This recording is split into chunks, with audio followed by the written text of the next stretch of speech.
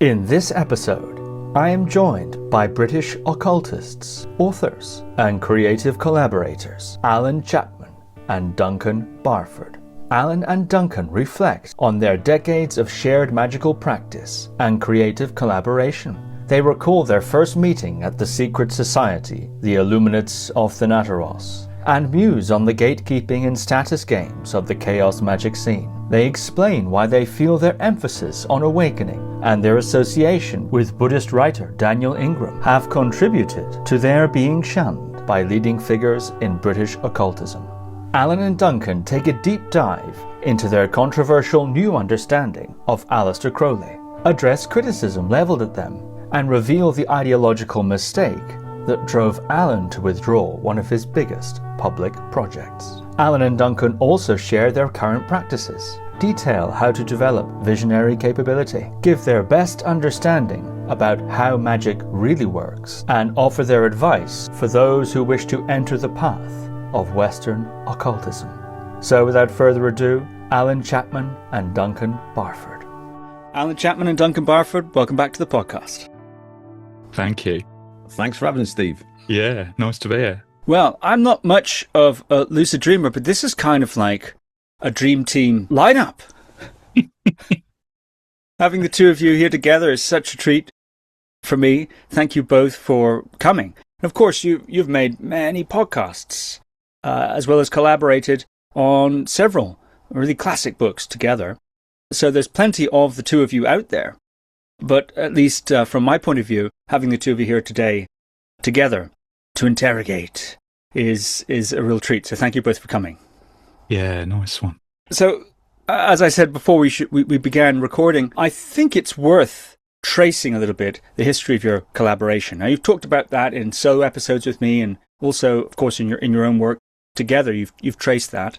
But I think for the sense of orienting your relationship in this conversation, let's start there. Would you mind once again giving a kind of a sense of your collaboration, how it was you met, and how that relationship proceeded? Yeah, 2005, wasn't it?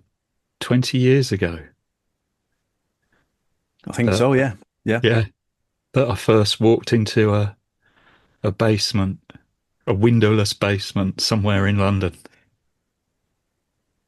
And you were there already, weren't you?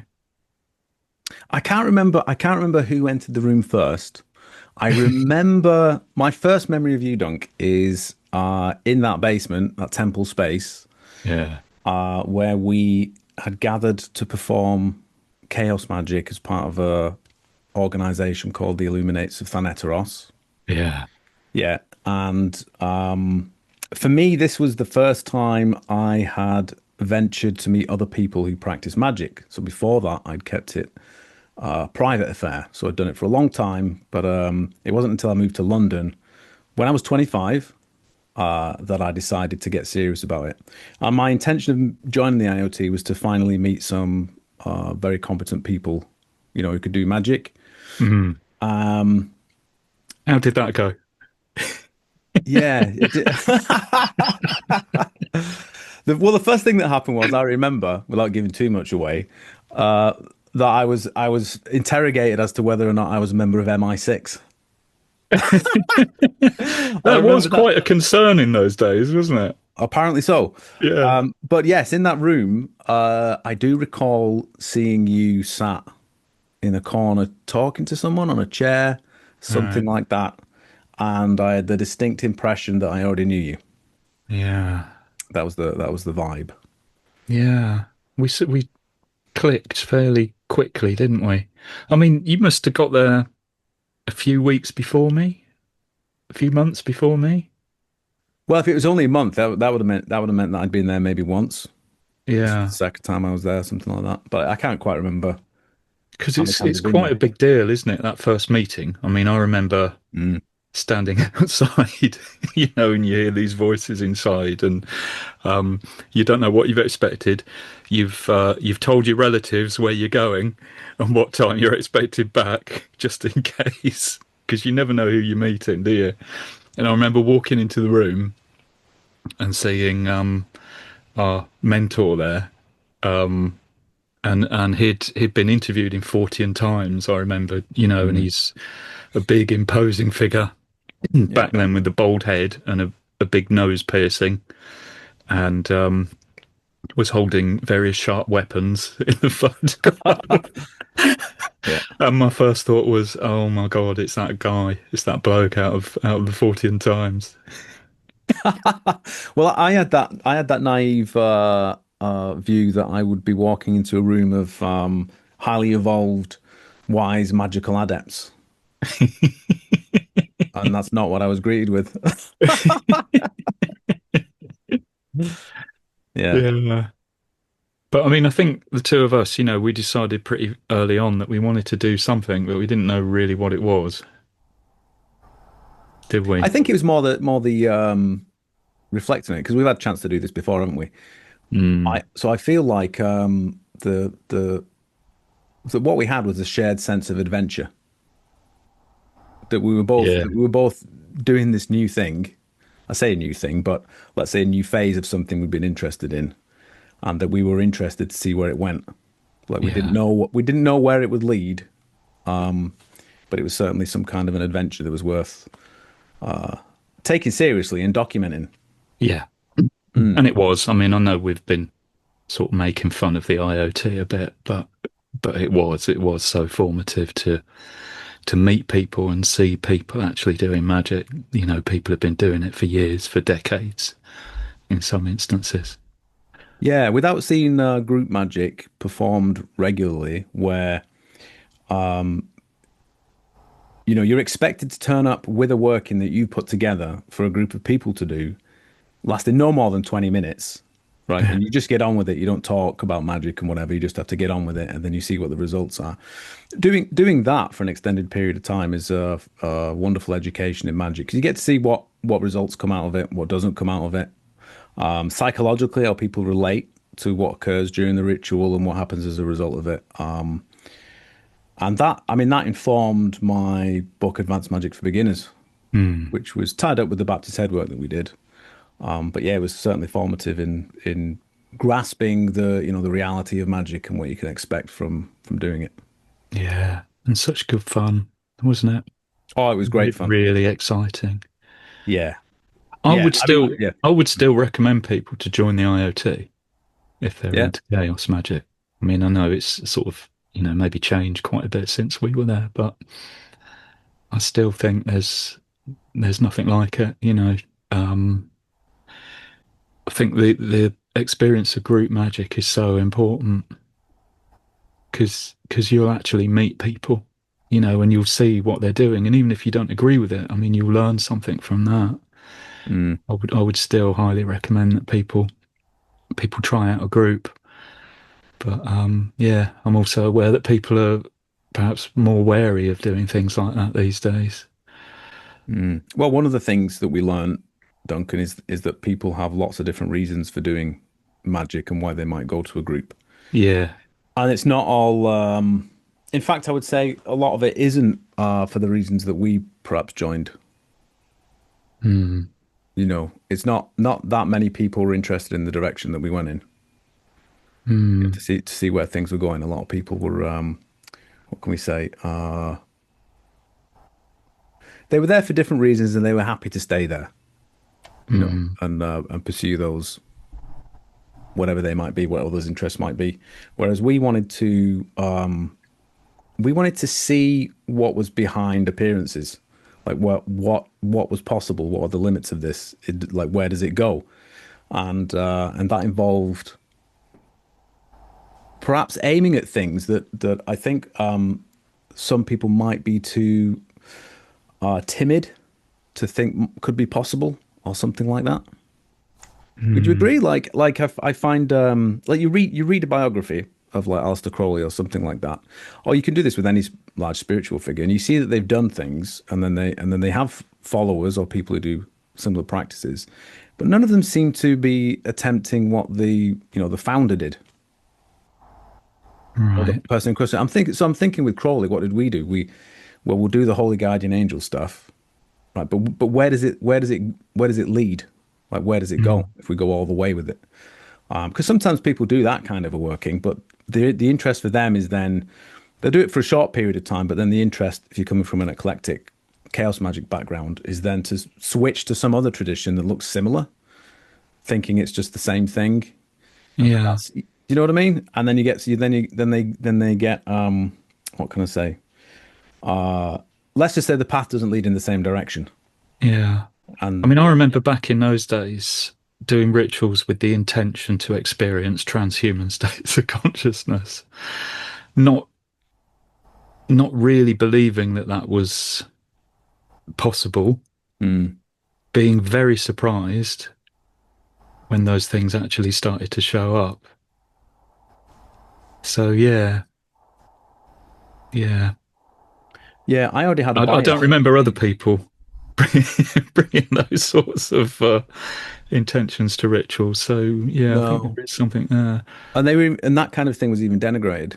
Yeah, but I was just saying, I brought a bias to the table, which was my education in magic had come from reading Crowley a lot as a teenager. So I took it as a given that the aim of magic, the aim of the great work, is awakening or enlightenment or realization. Even if you were taking the view that you're only interested in magical power, well, those states are key to that. Yeah. So I just took that as a given. And I mean, maybe that's what led to me gravitating towards you, because I mean, I hadn't got that background.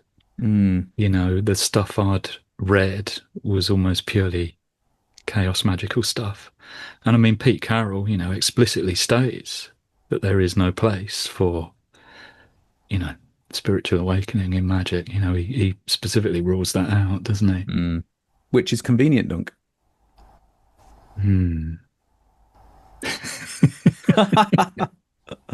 That's convenient. What I mean is, whenever the thing about awakening or spiritual realization is that if you talk about doing it and you record what you've done, it does inescapably look like you possess some kind of great treasure, which causes envy. There's a perceived gap between the person who has experienced it and someone who hasn't, regardless of whether or not you could, you know, that has any bearing on the reality of, you know, the nature of what's been realized. Because of course the message is always the same, which is approaching it as something that you can possess that's a great treasure is actually getting it upside down or the wrong way around. And the path really is you realizing that delusion and then exhausting it to get to the realization. But nevertheless, the gap that it causes envy, it can cause resentment, and bringing it up as a fundamental part of magic to magicians who've been practicing for a very long time, it can be very convenient, can it, to say that it has no part in magic, never was part of it. Crowley was mistaken with his mysticism. That it's all the same thing. We'll just call it gnosis. And so you can hold your breath until you pass out, take mushrooms, or do meditation, but really it's all just the same thing. And there's no real... all the terrain is interchangeable, and there's nothing fundamental to be realized.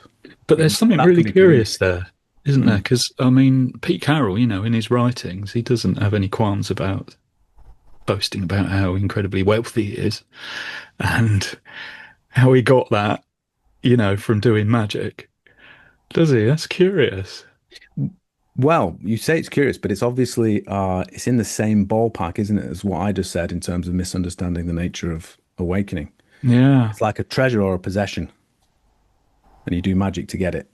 Yeah. And if you don't have it, then there's envy or resentment or something like that. But as I was saying, it's something whose nature is the opposite to that domain. And many magicians, practical magicians, they never leave that domain. They just spin their wheels.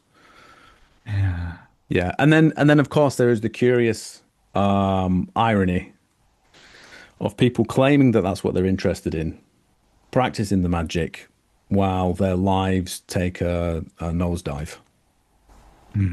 Like how many wealthy chaos magicians did we meet?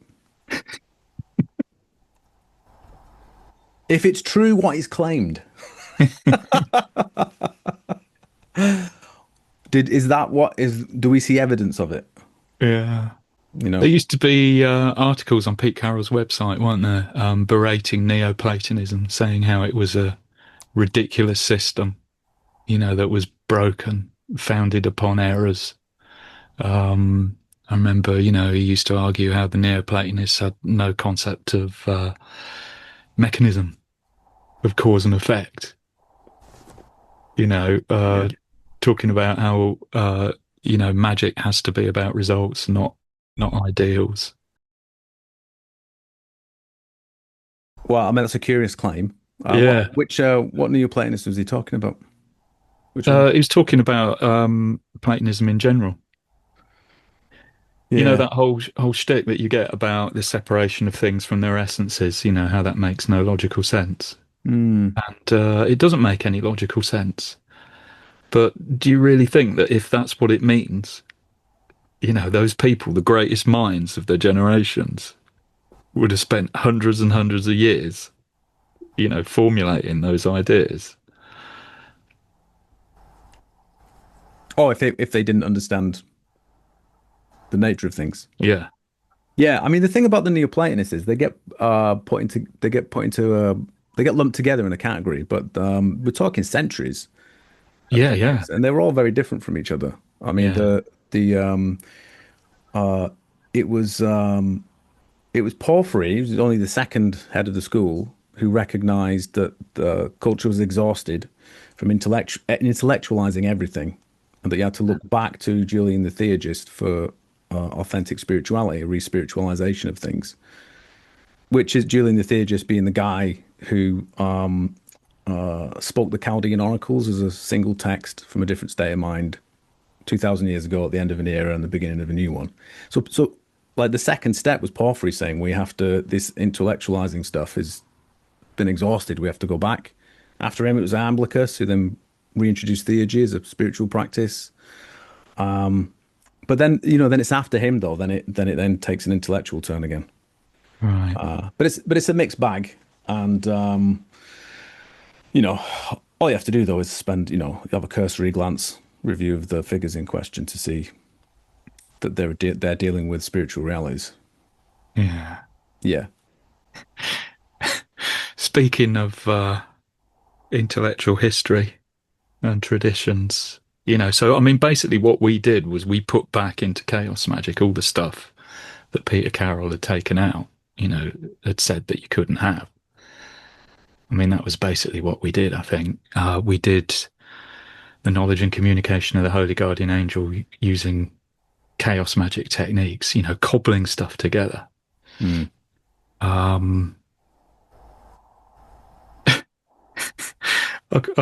was talking to someone a few weeks ago who was telling me that there's a book coming out, a history of Chaos Magick in Britain. Do you think we get a mention? What do you think, Steve? I suspect so. I suspect not. I suspect not, yeah. Really? Seems unlikely. Why do you say that? Well, I don't think we're in it. Have you? No. Oh, you know already. Well, he knows that we're not in it. Yeah, and that's because, we put back the stuff that, Pete Carroll said couldn't be in there. This person I was talking to was telling me about this stuff, he said to me, so what are you up to these days? I hear you're just doing sort of standard thelemic stuff. And and that was it. Mm. So it looks like you're in one box or you're in the other box.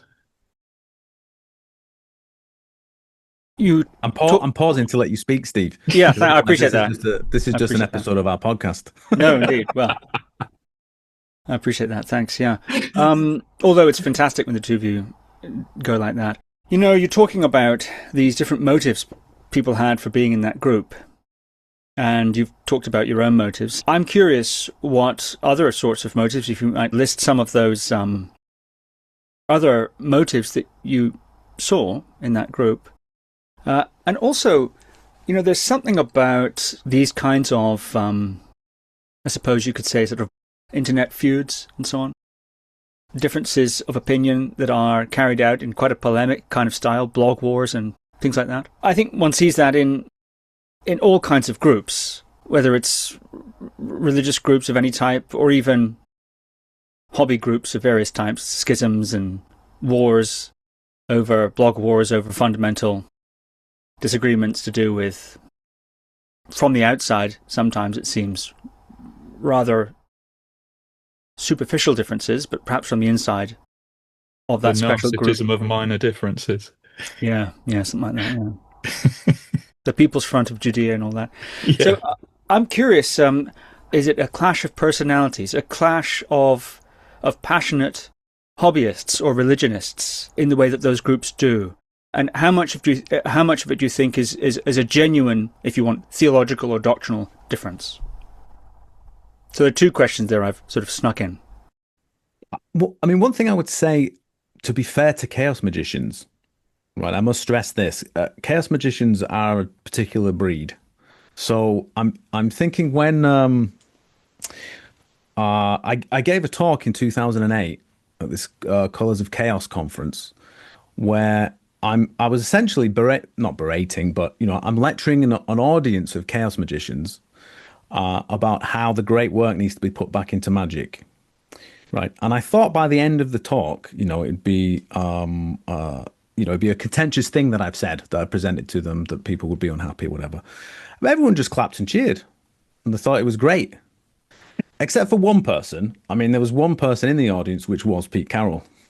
Don't know if you remember that, Dunk. But chaos magicians are very, maybe it attracts a certain type of personality that's very open and perhaps malleable. Like if they can be convinced of something, they'll go along with it and enjoy it, but they're happy to move on to something else that might even be a contradictory perspective later on, or something like that. But we met some of the best people we're ever going to meet. Yeah, chaos magicians, real characters. There wasn't a stereotype. I mean, you have this cliche of the chaos magician. It's some guy with long hair wearing leather with studs in the jacket, whatever.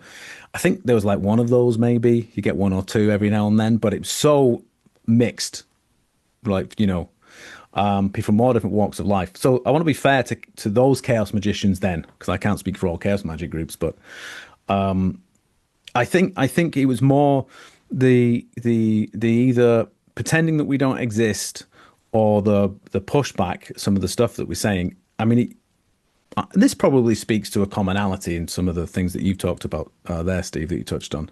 But it tends to be from figures who have a position or a status more than anything else, where they then might say, "Oh no, I don't think that's part of this." I think some feature of it is what I talked about before, about seeing it from a practical perspective, that it's something you're supposed to have attained. But if they haven't, then what does it say about their status? Right. So if they see it as a change in the status rules or something like that, that might be a factor. Anything you want to add to that, Dunk? Anything you want to say on that front? I think the most brilliant thing about chaos magic and chaos magicians is they really do stuff. They really practice magic. I mean, I think that's the thing that you can't fault chaos magic and chaos magicians on. You go to a chaos magic meeting and it's just wall-to-wall activity, isn't it? Ritual. Yeah. You don't get that with other traditions, other magical traditions, do you? I mean, we would, we'd have meetings sometimes, wouldn't we, where we'd meet up with other groups. I mean, the chaos magicians and Thelemites tend to play together quite nicely, and you can feel the difference. Chaos magic's bang, bang, bang, work. A weekend moot, you'd be knackered by the end of it, because you would have done so much non-stop, through the night sometimes. I remember once went to a meeting where there was OTO people and there was Golden Dawn people as well. The Golden Dawn people walked out after about an hour and a half, because it was just too sort of ad hoc, for them. There wasn't any sort of structure or order to it. So, yeah, that's the thing that I take away from it. Being able to make stuff up in an instant, where you want to realize some sort of magical intent. I mean, how many times have we done rituals where somebody just puts a bag over their head and gets possessed by something? You mean you? Most of the ones we've done, Dunk.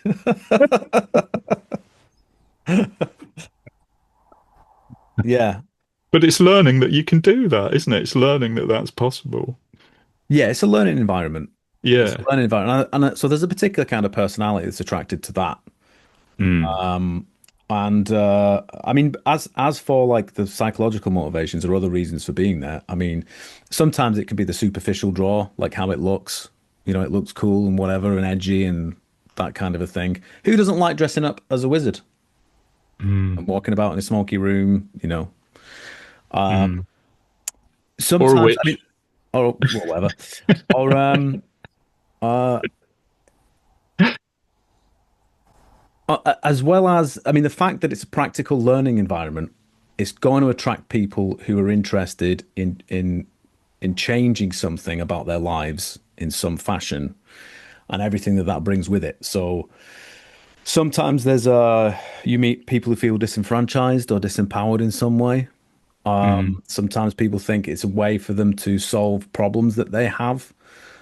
It can, in the worst cases, you know, enable a certain kind of passive aggressive approach to life, right? So instead of engaging with problems in an adult and mature way that you might have, you sneak off and do a ritual to get the result that you want. Like this is just a funny example of intent, but someone had lent someone their lawnmower, I think it was, and or was it a drill? And the neighbor hadn't brought it back. So we did a ritual so the neighbor would bring the lawnmower back. When it's like, just go and knock on the door. Like, why would you not? That's a funny. Weren't they evoking Carly, as I remember, right, to get the lawnmower brought back? Yeah.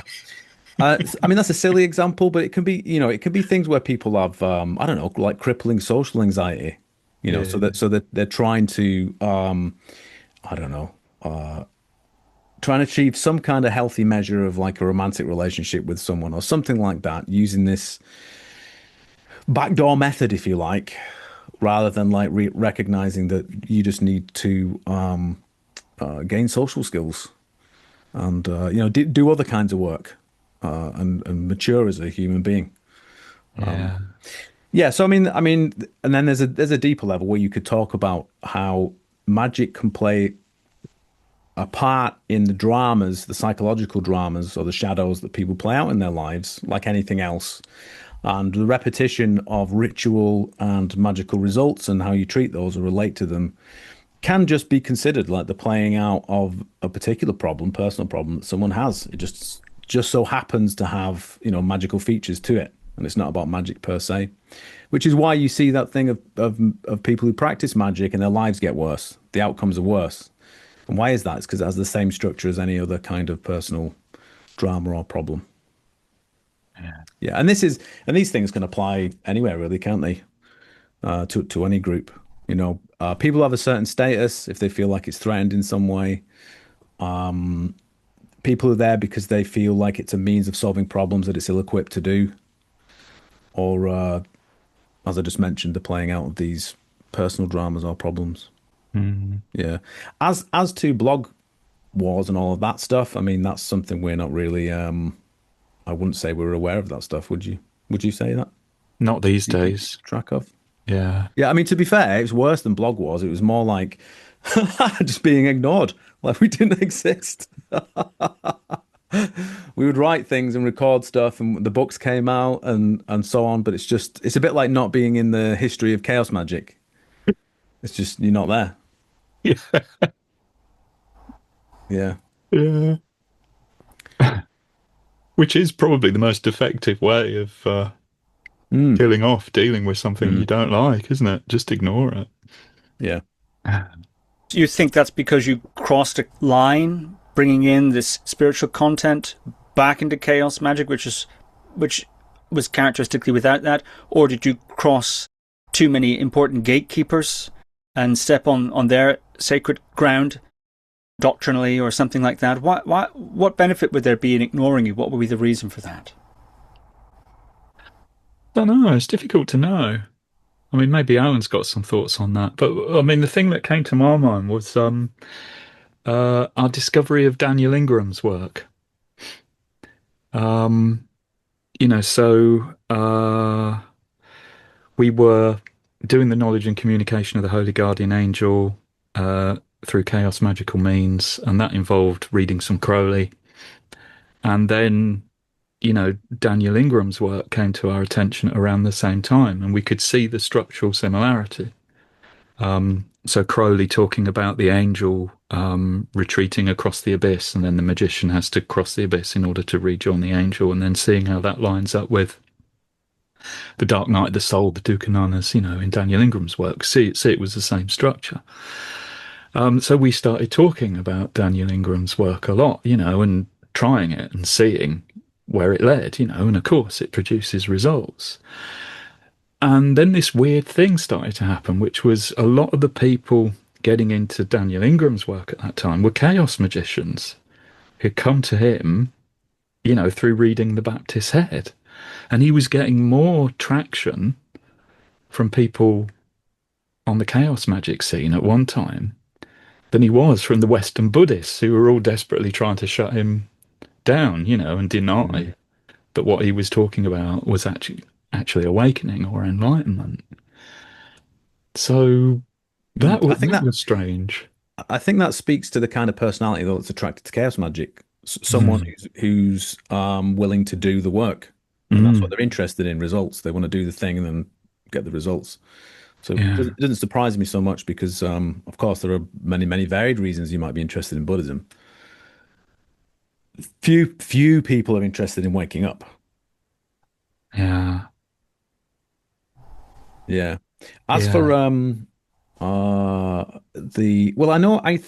think the reason Pete Carroll was displeased wasn't just merely the reintroducing of the great work, the principle of the great work, right? And here's someone who spent a career doing magic but has no contact with that reality. I mean, that's a problem, isn't it? Because then you have to ask, what have you been doing for this amount of time? But my book, Advanced Magic for Beginners, I posited how the necessity for theory to explain how magic works was based on a fundamental misunderstanding of what magic is. The idea that you use gnosis and intent and so on, and that's required to make magic work, is something that I said actually isn't the case. And in Advanced Magic for Beginners, I demonstrated how you can do experiments to see whether that's the case. And that really what you're dealing with a magical result is synchronicity, which, as originally stated by Carl Jung, is acausal. It's acausal. And the way you should understand magical results is that it is contact with the numinous, right? And that its reality lies beyond the superficial lining up of two events that have the same meaning. And I'll explain what I mean by that. If I do a ritual where I do a ritual to receive some money, and then I have the event where I receive that money, this is the synchronicity. And you can tell because you have the astonishment that you have whenever you experience synchronicity when you get the magical result. Magical results are always astonishing. The magician is supposed to focus on the fact that they got their result. You've got the money, right? So now I'm going to do another ritual to do something else. And that's the domain that you stay in, the practical domain. And you're free there to focus on acquiring wealth or thinking of mystical experiences as a possession, right? You can stay in that domain. But the thing about synchronicity is actually it points beyond the appearance to say what nature is required to organize events in such a manner, right, that they can have this same meaning, that they come into contact with each other in this same way. The astonishment comes from recognizing that the kind of intelligence that would be required, right, or the nature of reality necessary for synchronicity to be the case, is too incomprehensible to grasp. Like it's too vast or again, it's like coming into contact with the numinous. It's astonishing. And people who've never practiced magic, nevertheless do experience synchronicity, don't they? And then something curious happens, which is if you practice magic, you start to get magical results, so to say, without doing the ritual magic. In other words, more synchronicity tends to engender more synchronicity if that's that's the direction that you're aiming in. Mm. Now, the practical advice is to ignore magic when that happens. Like if you have a stray thought and then you have a synchronicity, is to ignore it, otherwise you'll go mad. This is what Pete Carroll's, this is his advice, right? I think it's in Liber Chaos. My advice is the opposite, right? Or rather, my orientation was the opposite. It started to happen and I thought, what is this? Like, where does this go? What if we're assuming that something is missing, like an explanation for how magic works? So you see these in causal theories, like perhaps it's some kind of quantum mechanism in the background that's making it work. Maybe it's spirits moving stuff around. Maybe it's something to do with energy transfer or whatever. But what if we don't need an explanation? What if nothing is missing? What if we allow magic to disclose its own nature? What if we do that instead? And I described that as changing your orientation to something called the prophetic narrative. I described that in Advanced Magic for Beginners. Instead of thinking of it in a causal way, it's acausal, and it is aimed at something that's beyond appearances, beyond mere appearance, and that's really what's going on. And that's the path. That's great work. Now, where does that lead? I mean, it leads to what we've been talking about as awakening. It just so happens to do that. But isn't a coincidence. But what's also coming to my mind as you're saying that is how my practice has perhaps changed over time. So back in the day, I was really happy doing the sorts of things, that Daniel Ingram had inspired me to do. You meditate and you experience certain states. You advance through a territory that is the territory that he describes in his work. But these days, it's very different. Like for me at the moment, the work I'm doing is about the nature of morality, I think. I mean, that's the big question for me at the moment.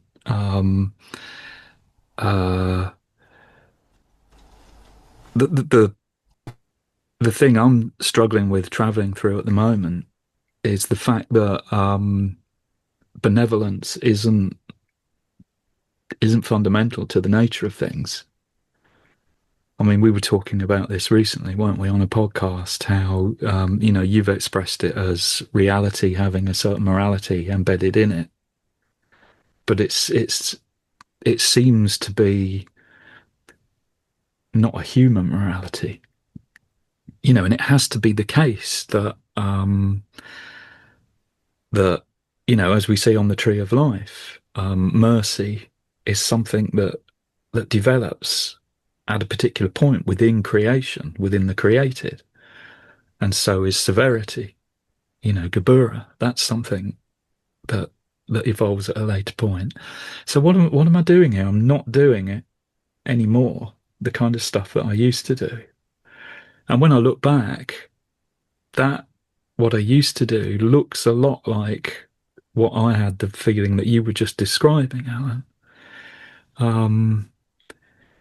This idea of making something happen, of making up for an absence. So we sit and we meditate in order to arrive at some sort of state of mind or some sort of insight that's missing, that's not evident. And what I find these days is I'm not doing that anymore, but much more interested in the other half of that, I think, that you were describing. What sort of reality is it in which these sorts of questions arise? In which, like you were saying, in which synchronicity is possible? What sort of reality is that? Something's changed, something's shifted. It's like in what you were saying, I had a sense on the one hand, you've got like Sid's magic, and on the other hand, this thing called awakening. But but what awakening is, I think, over time, is it's not just the arrival at a certain state of mind or insight. It's the arrival at an understanding of the type of what this reality is that we inhabit. Mm. Well, the thing about the term awakening is that that's still describing a practical event in time. It's an event in time. Right. Yeah. There's another dimension to it, which is if you spell it out in terms of space, right, the structure of things. What's the structure of things? Yes, you can look at it as an event that happens to a human being in time.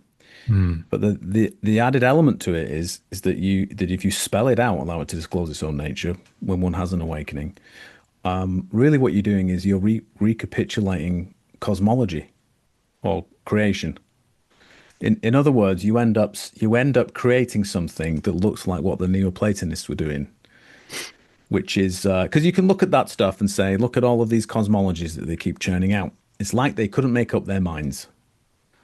Right. Is that the case? Or is it the case, just like you see with mandalas in many traditions, to put into words what is realized, it must include an event that happens to a human being, and it happens in this world here.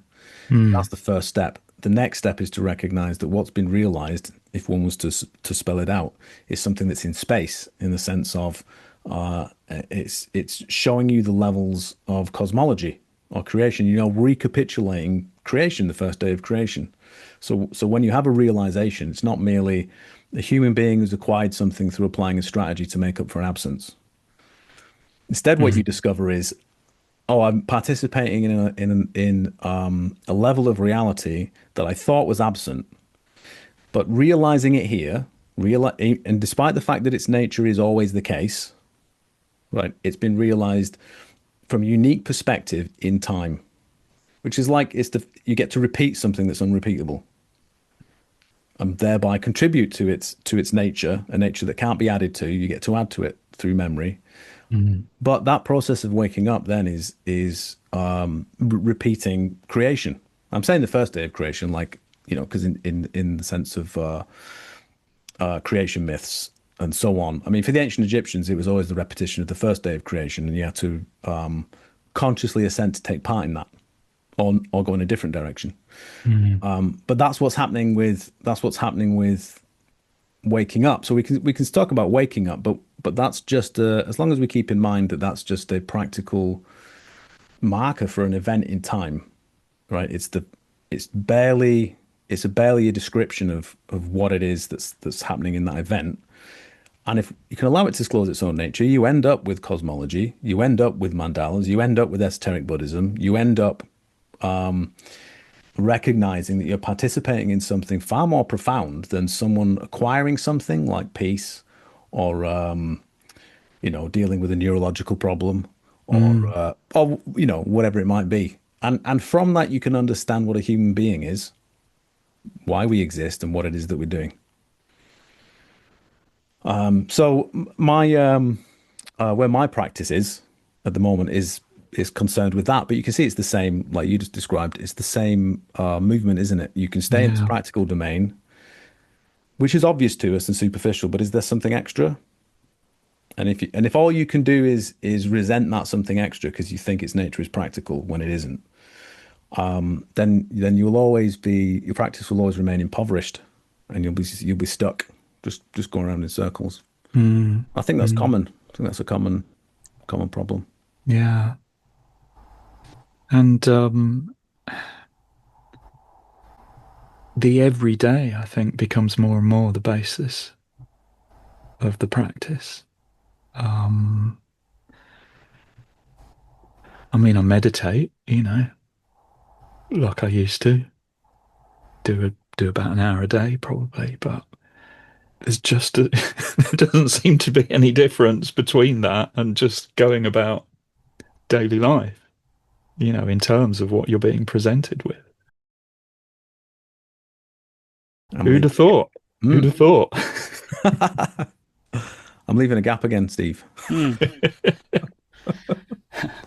We're having intersecting gap methodologies. I always leave about one breath when I think someone's done, because very often when I want to jump in with a question, I notice that Actually, if I leave one breath, the next thing comes, So I think we have a similar strategy there, and we're outweighting each other. It's funny. Yeah. Yeah.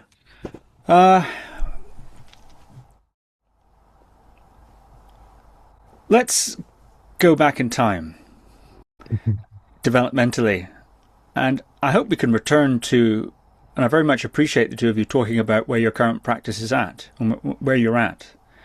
Let's go back in time. I'm curious about the role of technique. I'm going to quote from The Camel Rides Again, another one of your books. Oh, no. Oh, yeah, here it comes. Who knows what I wrote in that book? Well, you're about to find out. Yeah. Magic is the art of experiencing truth. What you decide to experience as the truth within the magical act is limited only by your imagination. Magic is an art because it has no laws, only arbitrary aesthetics that dictate its method. As long as you decide what it means, you can do anything, and it works. You can make your magic funny, witty, or serious, ecstatic, absurd or deranged, profound or delirious.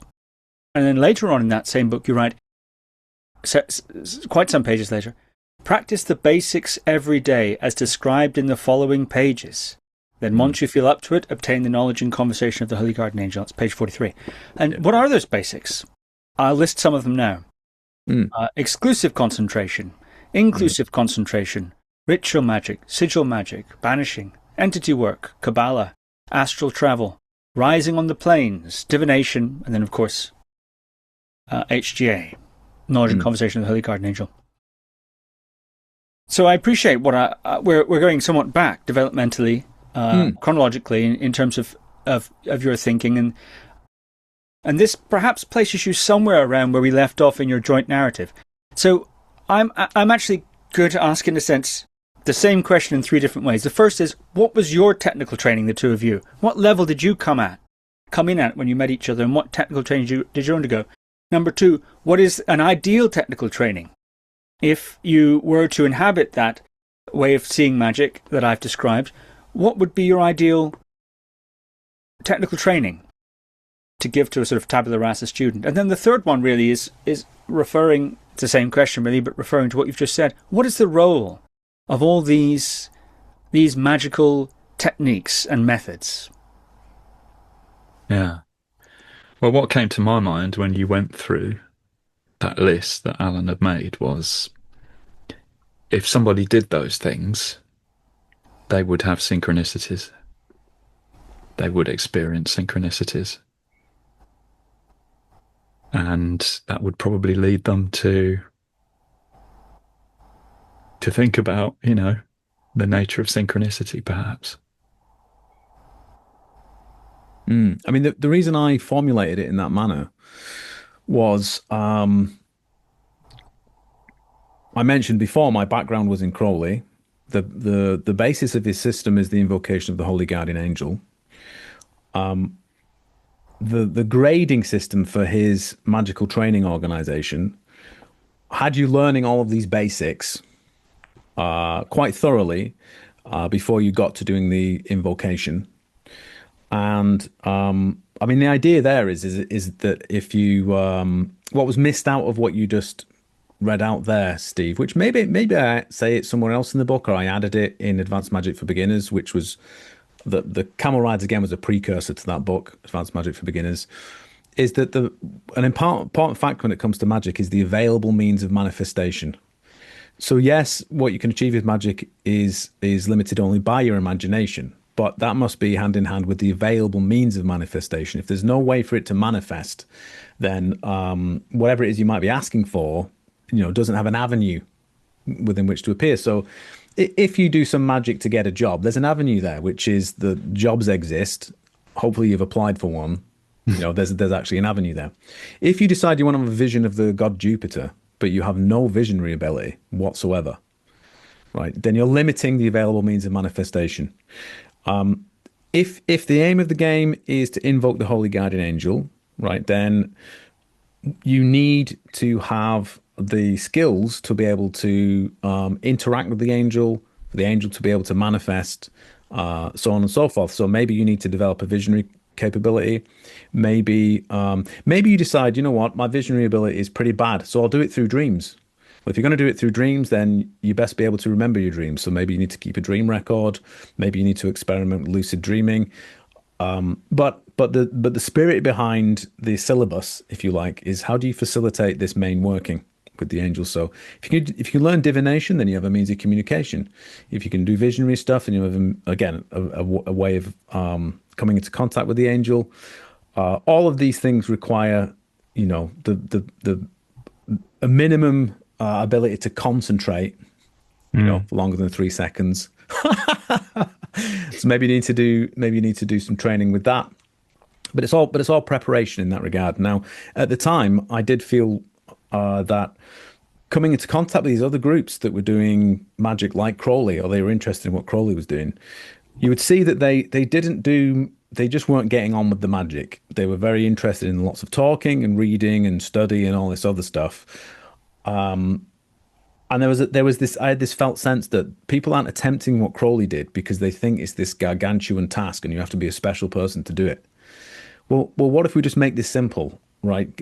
Forget, you don't have to learn the tarot or, read all the stuff that Crowley recommends. There are other means. If you can't do the tarot, what about a pendulum? Anyone can do a pendulum. Learn how to use a pendulum and use that for communication. I mentioned the thing, if you don't have a visionary capacity, everyone dreams. There are ways and means, and you can just be getting on with it. Right. So yes, have some familiarity, understand what it is that you're engaging with, but you don't need to wait 10 years, 20 years, 30 years for some level of mastery in some niche art that is really just the support act, you know, for the main event, which is the Holy Guardian Angel. It's worth noting that Crowley, it was only a year. He only spent a small number of years learning astral travel and practical magic before then he had his stupendous contact with his angel when he received the Book of the Law. You should be, I think, if this is what you're interested in, you should be going for it. I mean, why? You don't need to drag your heels. There's lots of stuff that isn't, that's kind of missing the point, you know. So that's why I put it together in that way in the book. I wanted to chip in here. Yeah, go on. Because I think that maybe this goes to the essence of our collaboration and our friendship. Because I think when I look back on my life, I think I've always had a figure a bit like you in my life. Where's this going? Because I've always had a kind of sense that, you know, the things that I do, they can't be the real things.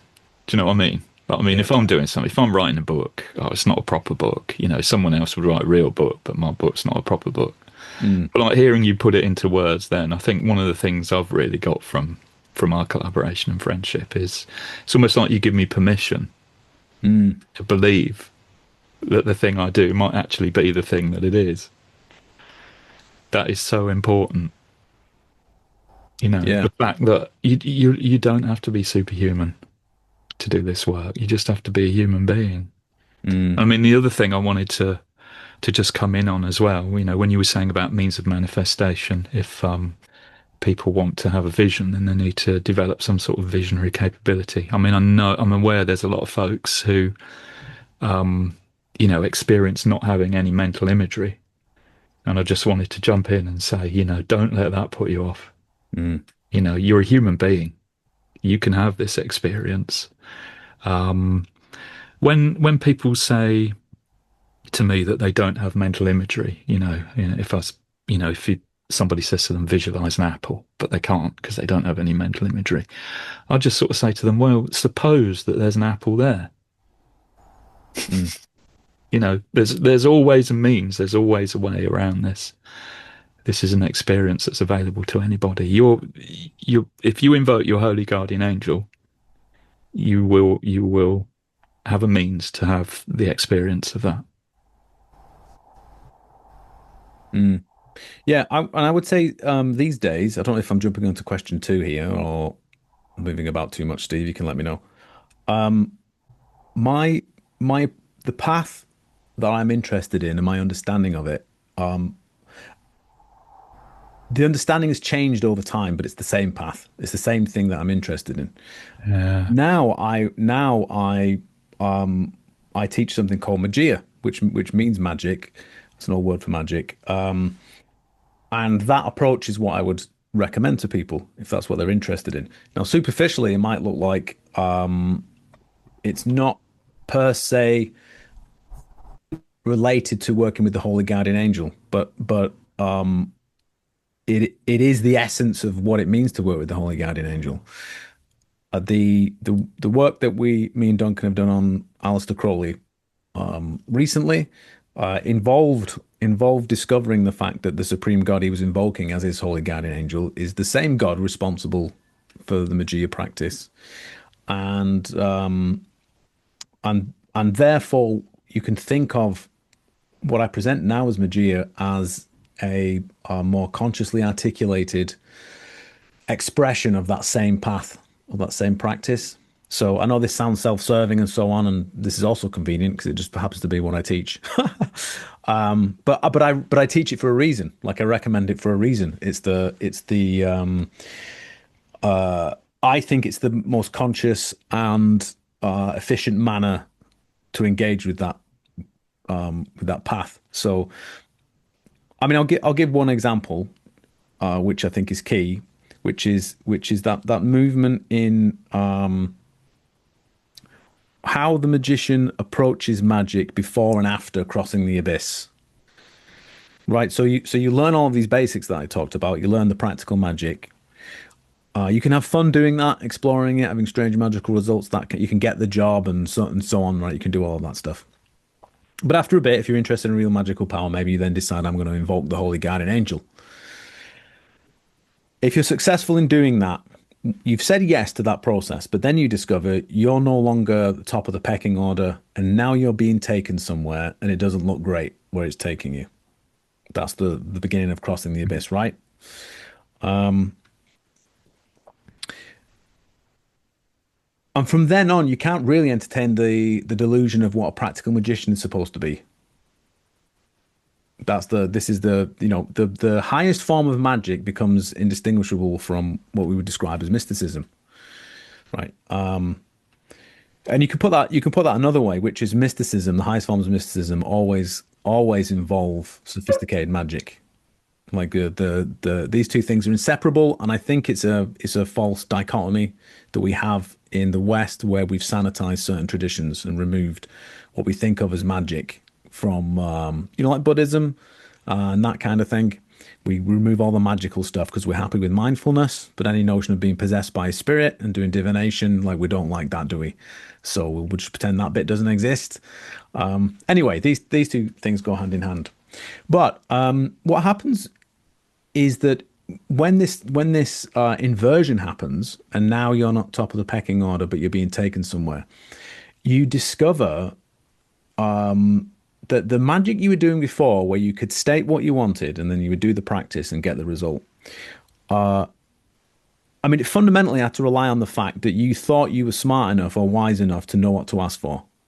That you understood yourself sufficiently that you could ask for something that you think would fulfill you in some fundamental sense. When you've crossed the abyss, you discover that the angel knows you better than you know yourself, and you get magical results that you're not smart enough to ask for. You're not wise enough to even articulate. You get magical results that fulfill you in a way you couldn't have guessed at, and they're given for free and at a scale that's unimaginable, right? Precisely because you don't care about them.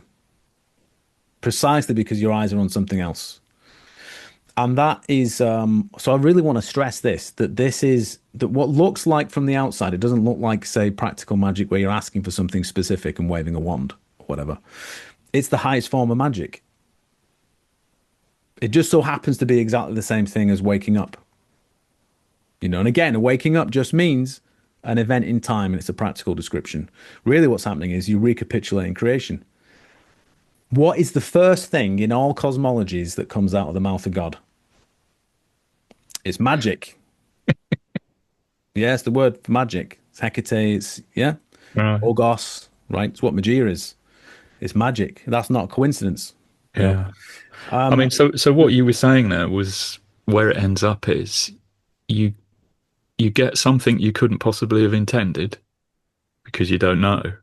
You don't know. And it arrives through a means of manifestation that you didn't suspect either. Yeah.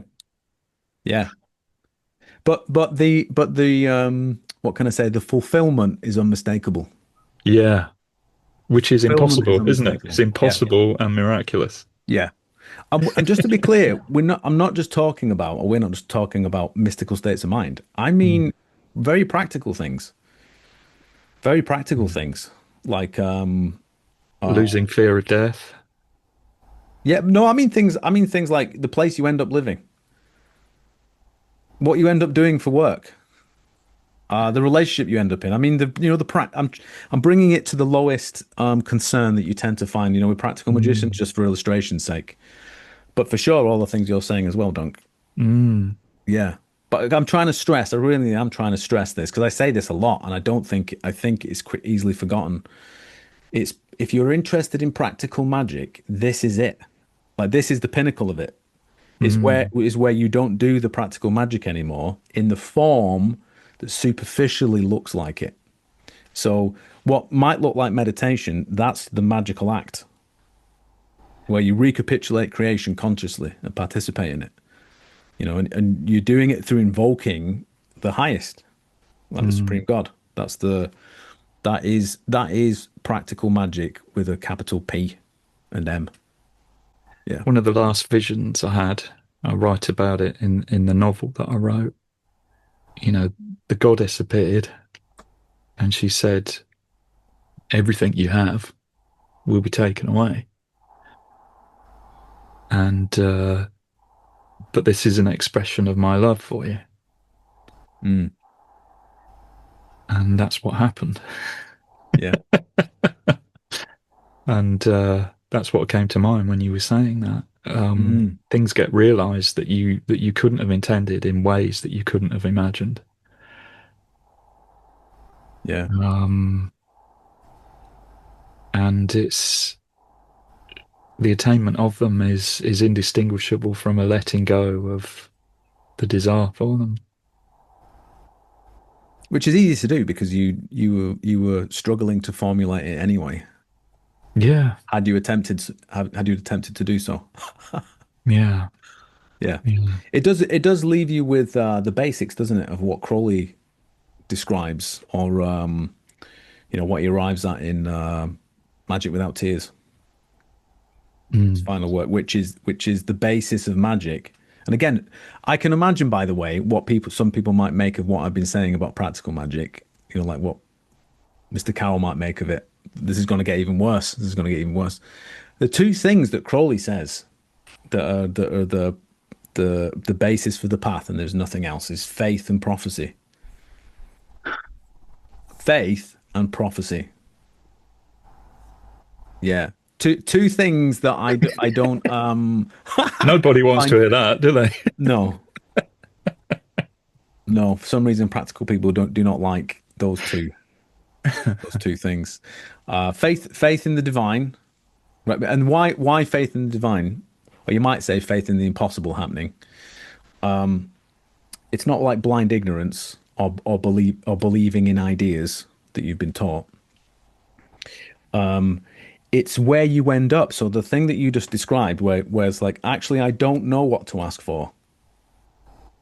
Actually, I think I might be deluded, and I'm not quite sure what to ask for or how to formulate what I want. And in fact, normally when I try and fix things, I just make things worse.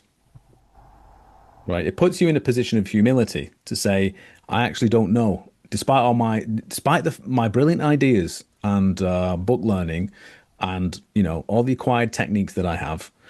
Actually, I don't know what I'm doing. And I don't know what this is. So instead, I'm going to let this disclose its own nature. Right? So faith means trusting that perspective.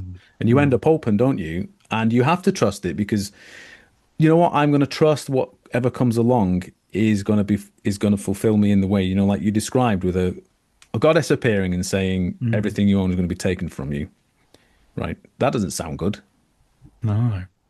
But what do I know? What do I know? How do I know? I've got no idea. That's my starting point, is that I have no idea. Yeah. So, there's a trust, isn't there? Yeah, I mean, that faith is not blind belief. I mean, you know, we exist. We're here. This is real. This moment is real. You know, what are the odds that this is totally meaningless? You know, that this is totally random. I mean, that's one way to orient it, perhaps. You know, and the other one, of course, is that sense that this is for something. You know, that that the world isn't right. You know, which means that there is that prior sense of goodness. I mean, you know, you've talked about this a lot. How would we know? How would we know that there is something good or something better if we weren't somehow, you know, in contact with that? And then there's the prophecy side. And then, I mean, Crowley said something, you brought up things being random, but he does the thing where he says everything is coincidence. Just imagine everything is coincidence, completely coincidence. But then, how do you explain prophecy? What does that mean about prophecy? And then it is only through faith in the source of the prophecy that there is a path. Without those two things, there isn't anything else. And he even goes so far to say, I don't know if you recall this, Duncan, at the end, he even recommends that people don't just practice a system of meditation like yoga without faith and prophecy. Otherwise, you will get lost or stuck or could end up in a dangerous place. Yeah. Yeah. Because what's it for? If you just practice meditation, you know, and you find yourself moving through these states and stages, you know, what's it for? I mean, the big question people have after an awakening experience is, what do I do with this now? You know, where do I go? Yeah. Well, if you trust that other thing, you travel through that delusion. Yeah. As you do with all the others. Yeah. Yeah. Have we answered your question, Steve? There was there a third one? Or have we? Well, I mean, it was sort of three ways into the same thing, really. Oh, okay. I did ask about an ideal curriculum, but I think really you've covered that in the sources that I've quoted anyway. You know, and you did in Camel Rides Again, by the way, mention, let's see, the available means of manifestation. Your sort of recipe was decide what you want to occur, ensure that what you want to occur has a means of manifestation, choose an experience, decide that the chosen experience means the same thing as what you want to occur, sort of sympathetic magic, and perform the act or undergo the experience, obtain the result. Yeah. Yeah. It's not that bad a book, Alan. What, Camel Rides Again? Yeah. Good. I don't really go back and read this stuff. I have no what can I say? I have no fair appraisal of what the content may be. I just know how I was when I was in my 20s. You know. I mean, this is a criticism often leveled at you, isn't it? How you sort of threw away all the sort of stages you passed through. I mean, my sense is that you're not going to be doing that with Magia. Well, this idea of like throwing... Say more, Duncan. What is this? Well, what is this rumour? Well, this criticism. Do you remember that gamified sort of platform that you had, you know, the online thing that people could work through, you know, to get awakening? Some people I know were gutted when you took that down. They saw nothing wrong with that. They thought that was great. but you've been through quite a few revisions, haven't you? I have, yeah, but again, I find that to be what is the intention behind saying those things? That's what I find. Not you saying these things. I mean, people who say this. So Mm. what they're referring to is this. We did the Baptist head stuff.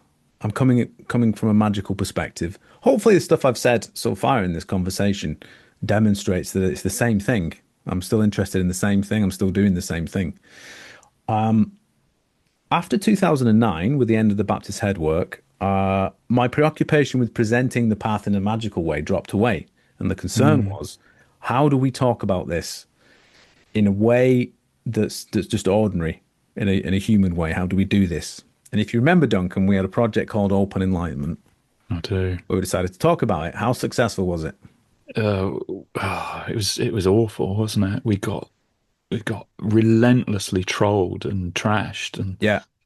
people trying to destroy the platform, weren't they? Using fake IDs to get on there, all sorts. Yeah. And they were all Zen people and Advaita people. People concerned with it. Right. So that didn't work. So let's move on then. Let's learn from our mistakes, and we will move on from thinking you can have an open, sensible conversation about these things. I tried to formulate as I'm doing this, by the way. Also, I was invited to teach, and then I'm doing the teaching thing, and I'm thinking, what is this? Like, what is the how do we understand it in a way that honors what its nature really is? How do we do that? That's what I was interested in. You can see it's the same concern I had with magic.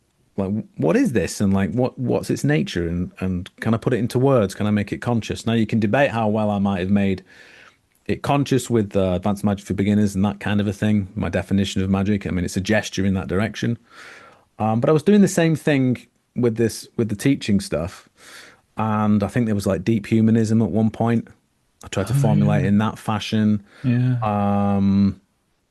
And as I'm going along and I'm trying to formulate it, and I'm coming up with these practices and sharing these practices with students, and it's worth repeating, by the way, that this is, people are waking up. We're going through the stages and they're, repeating that, and we're going through it, and it's like, but what is this? Like, how best to explain it? What are we seeing? So I'm trying to formulate it, but at every step I was knowing that I wasn't there. It's like having something at the tip of your tongue. You know the word exists, but you can't remember it, and so you're trying to formulate what the word is. So I'm trying to come up with what it is. So this goes on for a number of years. It's a lot of teaching work. I spend a lot of time doing retreats, doing the work, and so on.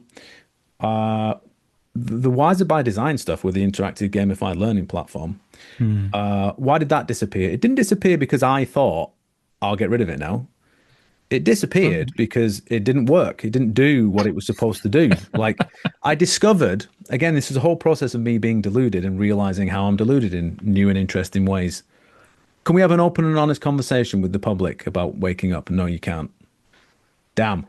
Can you have an interactive gamified learning platform, right? Well, you can build one, but what's the outcome from that? Well, what the outcome from that is, you're essentially attempting to replace a human being, with a website. That's what I discovered, that, oh my God, like I'm trying to replace myself with something that isn't even a human being, let alone capable of being a teacher. Right. And then there's other tedious concerns that come out of it that's not worth, repeating here. It'd be too boring for everyone. And then, of course, there's the running costs. Now, if anyone's ever done anything, tried to do anything in their lives, you'll know that things cost money, human capital, that kind of a thing. Right. So if someone wants to resurrect it, go for it. Go for it. And there was a cost to me doing all of that work, health cost that came along with it. But the point, anyway, I'm trying to repeat here is that I'm trying to make something conscious, and I'm failing. All right. Or realizing it's not the full thing yet. It's not the full thing yet. It's not this. It's not this. And eventually I got to the point where I exhausted my delusions around teaching and how to present the path. And then Magia comes along. My concern never was with making content or, making things for the internet for people to consume or something like that. Like I have a concern. So if I wrote a book and then I come to realize that it's fundamentally mistaken, there's a fundamental mistake in that book, and I take it away, right? I'm not doing that because I can't make my mind up or something, or I'm wishy-washy or whatever. It's because I think I'm doing you a disservice. It's like, oh no, let me just correct it, and then here's the thing, because isn't that the point, right? It's something along those lines. Now, of course, when I took some things down, what they're really speaking about is that I made 5 like sort of documentary videos that went along with that learning platform. There was like 5 of them. I took them down. But when did I do that? 2018? It's now 2025. So 7 years, 8 years. Magia is there. There's a magical order. I taught hundreds of people. That's been ongoing for a long time. So my question is, that sometimes that comes back around to me. Someone saying I'll take things down or cancel things or something like this, and I have to wonder what the intention is behind someone saying that. Why are they saying it, and what are they trying to say? Do you know what I mean? Yeah, I mean, when I say it's a criticism that's leveled at you, it's not one that I would level at you. I mean, to me, No, I it's think I been know apparent. I also think I know who's saying those things. Yeah. There's I mean, you're refining something. You're trying to arrive at something. It makes me think of Freud. Oh no. I mean, I have quite a lot of admiration for Freud. He ripped everything down a few times because he knew it wasn't quite right. I see what you're doing in similar terms. It's not quite right. So you start again. You have another go, another iteration. Yeah. But you've seen how many videos are on my YouTube channel? What, lots? Lots and lots. Yeah, there's loads I'm just churning out material constantly. We have all the podcasts, all of that stuff. So it's just it's a curious thing to say, isn't it? It's a curious thing to repeat. Well, yeah. I mean, why do you think people say it? I mean, what comes to my mind is that they're trying to take something away. It's what can we say? It is a way of presenting the path, or what it is that we're doing, right? As what can we say? Something that isn't dissimilar to the preferences or the whims of an individual in terms of creating content. Best guesses, theories, stuff of that nature. Yeah. Whereas and perhaps it seems alien to these people, I don't know, but that's not what I'm interested in. What I'm interested in is something that has a reality to it, and our part in making it conscious, making it an expression of it, which honors its nature in such a fashion that we can then participate in that to a higher extent. I mean, that's what a teaching is. It's what practice is. It's what meditation is. It's what magic is. It's it's what it is. I guess if you say that the whole thing really isn't like that. In fact, it's like people who make media content, like an influencer. Well, what's that? You come up with ideas every week to make content for videos or courses or something like that, and it's like everything is fair game. But if you're tethered to something that has a nature of its own, not everything is correct, is it? You can do it a disservice. You can if you get it wrong, or you lie about it, or something like that. That can inhibit the conscious participation in its nature. I mean, that's what delusion does fundamentally, doesn't it? But it's why I there aren't many things that annoy me, but there is one thing I've noticed that really pushes my buttons. And it's when people lie about awakening or say things about it which they do not have the authority to say. And it's that, making it inaccessible or misrepresenting it to people who might be looking for it. Yeah. So maybe it's a variation of that. Yeah. I don't know how interesting this is to your listeners, Steve. So I don't know if you want to. Well, I suppose the thing is, there are quite a few people on the occult podcasting scene who offer who have that sort of offering, aren't there? You know, they got an online course that you pay money to do. Which is fair enough. I just want to say, Yeah. I'm not looking down my nose at that. I'm just talking about what I'm interested in, what I'm doing. Yeah. Yeah. Yeah. Yeah. And I mean, maybe the difference is there, you know, that you were always looking to refine that offering.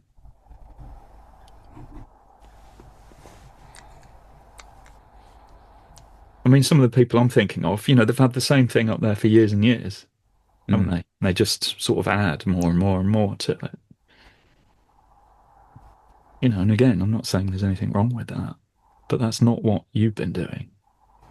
I mean, there's the other possibility, which is that they're better than me and got it right the first time, and that I'm just a bit slow.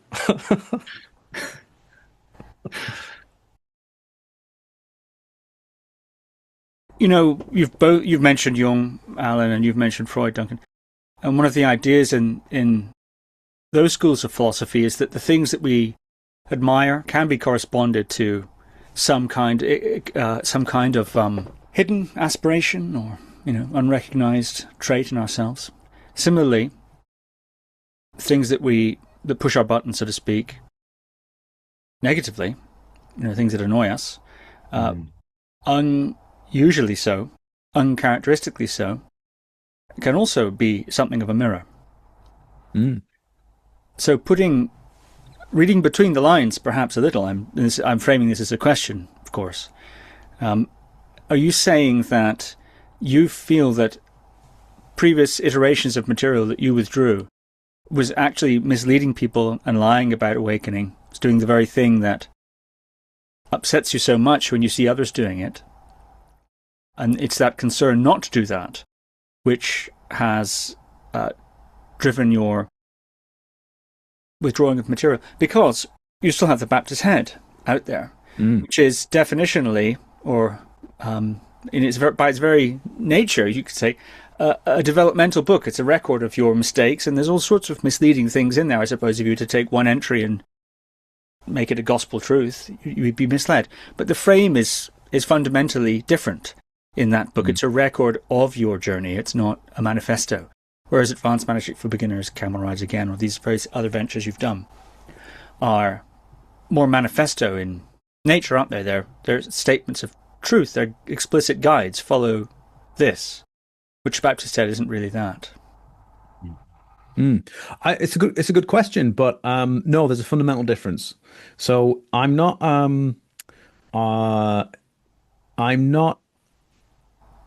If I have previous work and it exists, I'm very happy with that. Right.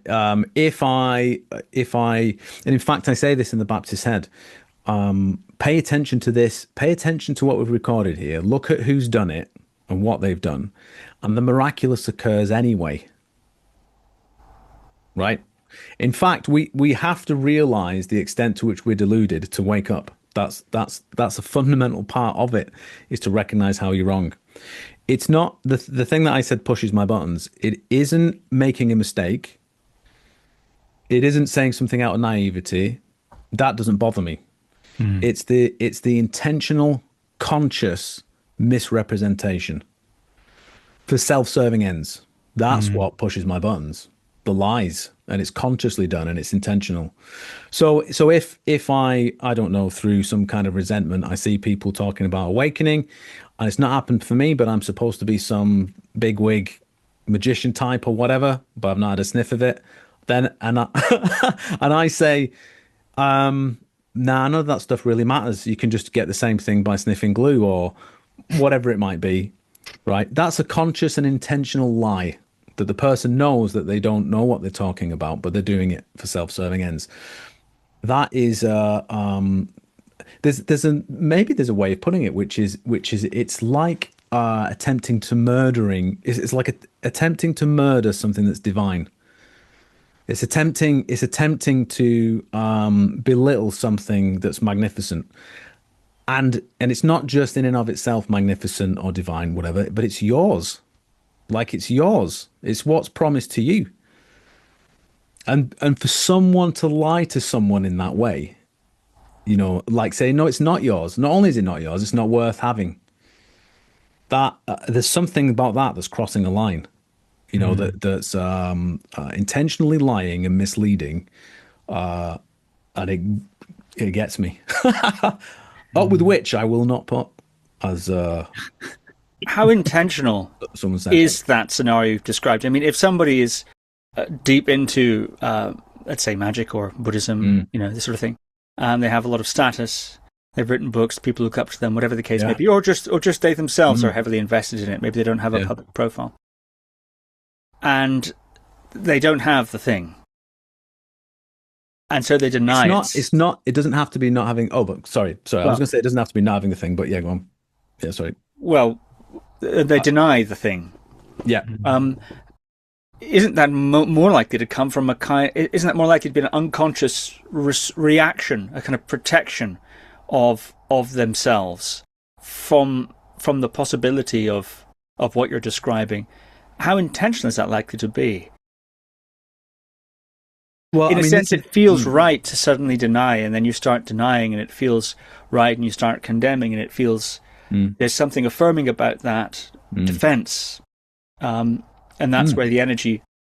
Yeah, that's where the energy for that sort of almost Simon Peter kind of, you know, the apostle sort of denial that happens there. I think there's a key fundamental element there that we cannot forget, which is the choice that we are conscious of at all times in every way for all human beings across all dimensions, is this choice between leaning into appearances, right, or reality, one or the other. So you can have an unconscious reaction to something. You don't have to indulge it. You don't have to cultivate it. You don't have to lean into it. It's a bit like if, you know, you recognize... Which someone in a spiritual context should be especially aware of, shouldn't they? Well, according to appearances, these are people who are expert in it. But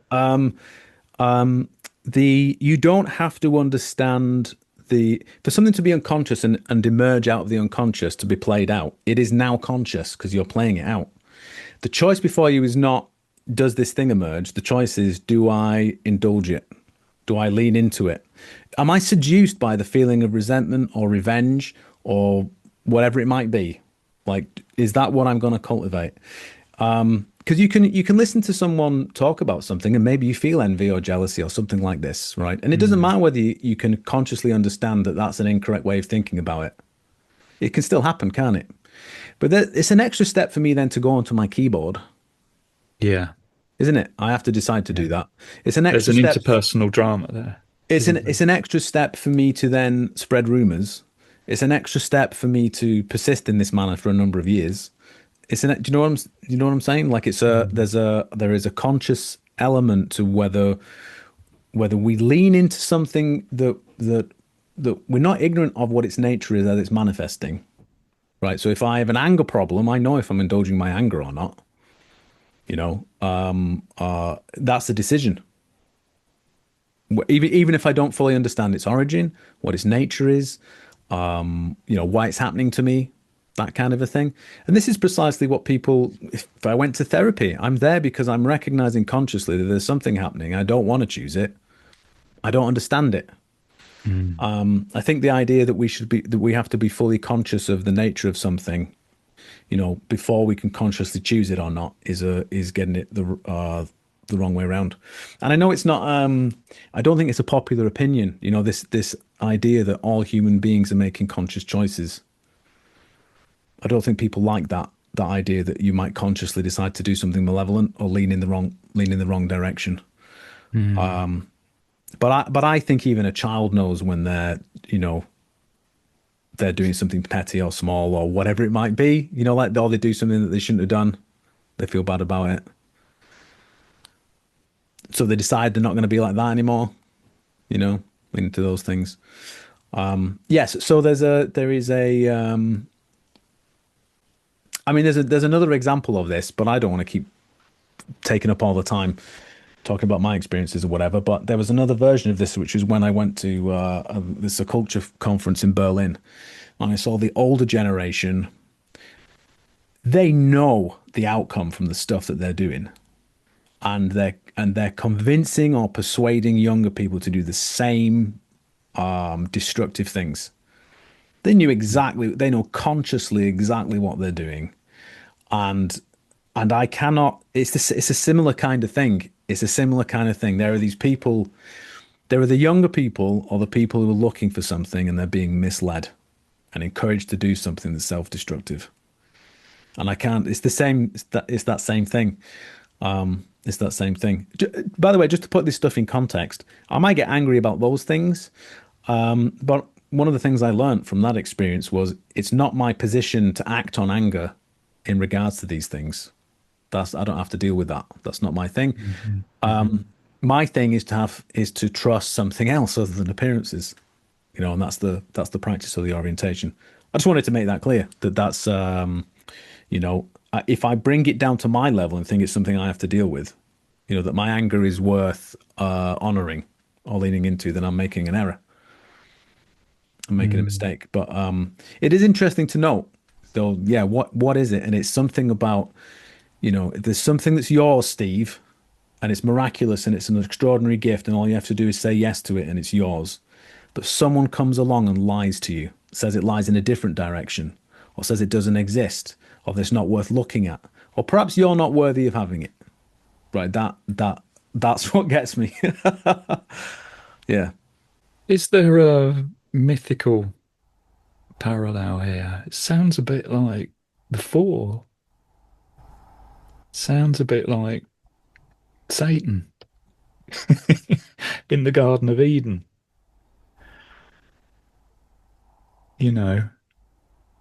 Tempting Adam and Eve. I mean, there's envies at play here, isn't there?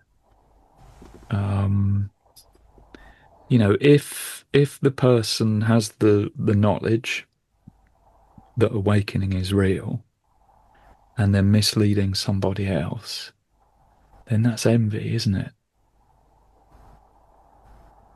They don't want someone else to have it. Yeah. And there's a theft there. It's stealing something.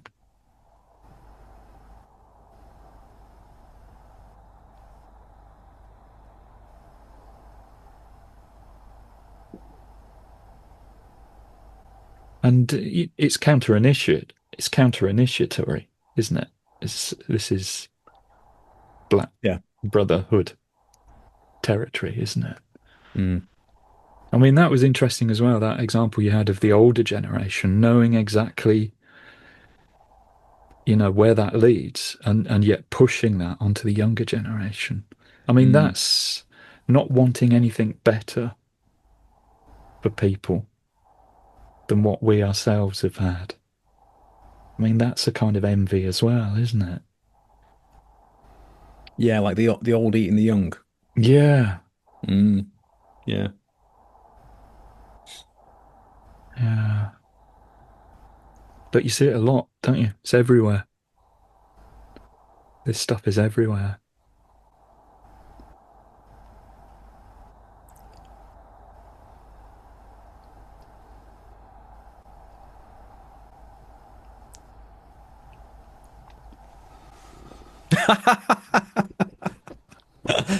I lost there, didn't I? You lost? What do you mean? The pausing. Oh, the pausing. It was like a three-way competition then, like who's going to pause the longest. Yeah. It's so funny how this idea, the way you've described it, this wearing thin of certain ways of understanding and presenting, moving beyond those, shedding delusions, not quite right, that seems quite illumination, Duncan, has occurred. That seems, from a common sense point of view, quite reasonable. Of course, from a certain spiritual point of view, evidently infuriating to some, perhaps discrediting even.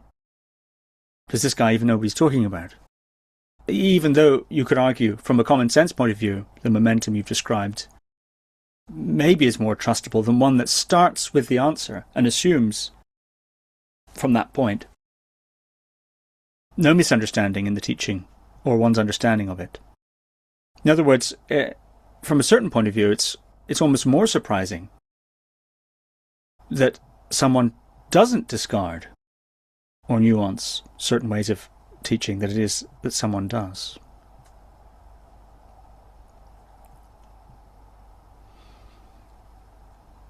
Anyway, I think from in an internet context or books and these sorts of things context, taking something away, of course, it resonates with somebody, doesn't it, somewhere at that time.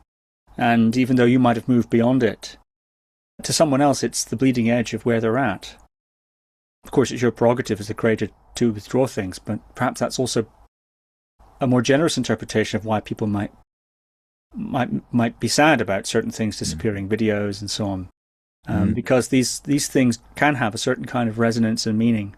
May be misleading, but can have a certain kind of resonance and meaning to people who are coming from a different point of view, or perhaps an earlier stage of development, if we were to even be so bold. Well, shall I tell you precisely what it was that was the problem, and why I took this particular material down? There was particular material that I took down, and this might be telling as to why, right? Because it's not.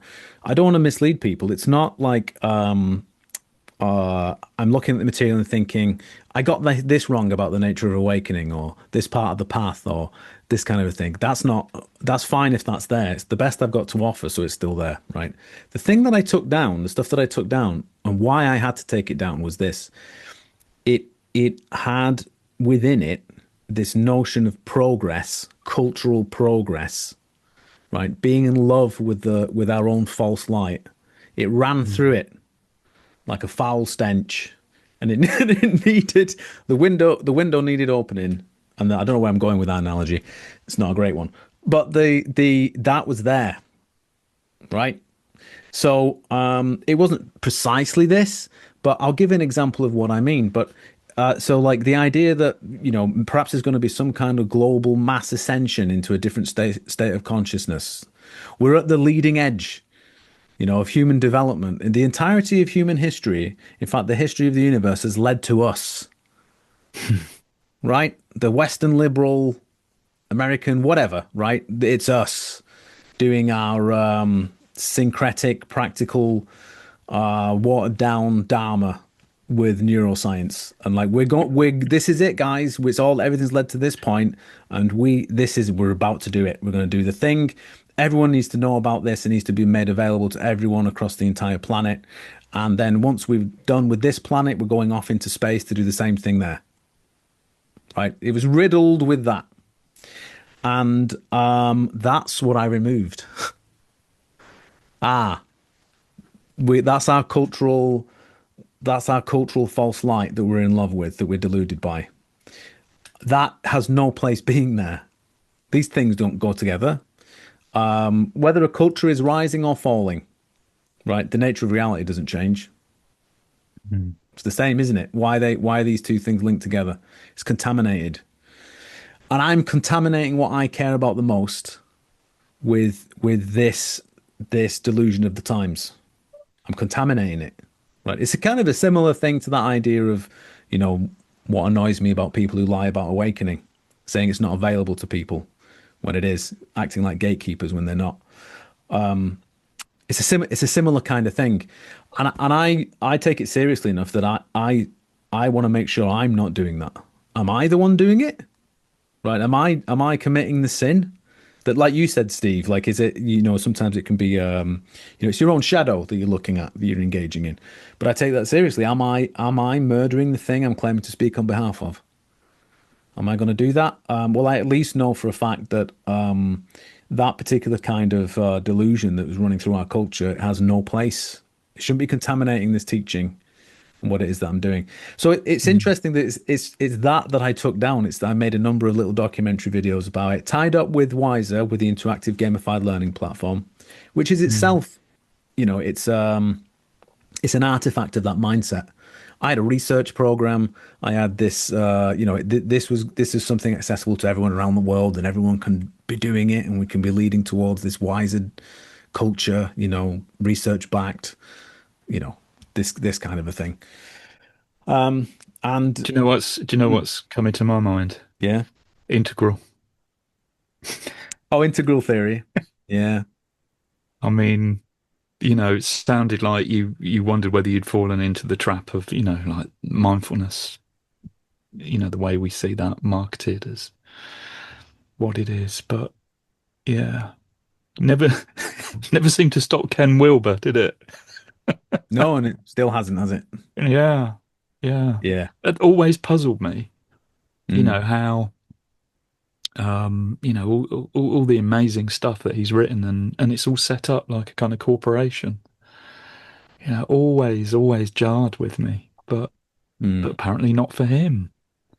Well, I think the thing about integral theory is now the reality is really like he gives his students pictures of himself to do guru yoga, and really it's been an articulation of a teaching path or something like that, for realization, and not really a theory of everything. It's at least that's what it's turned into, in reality.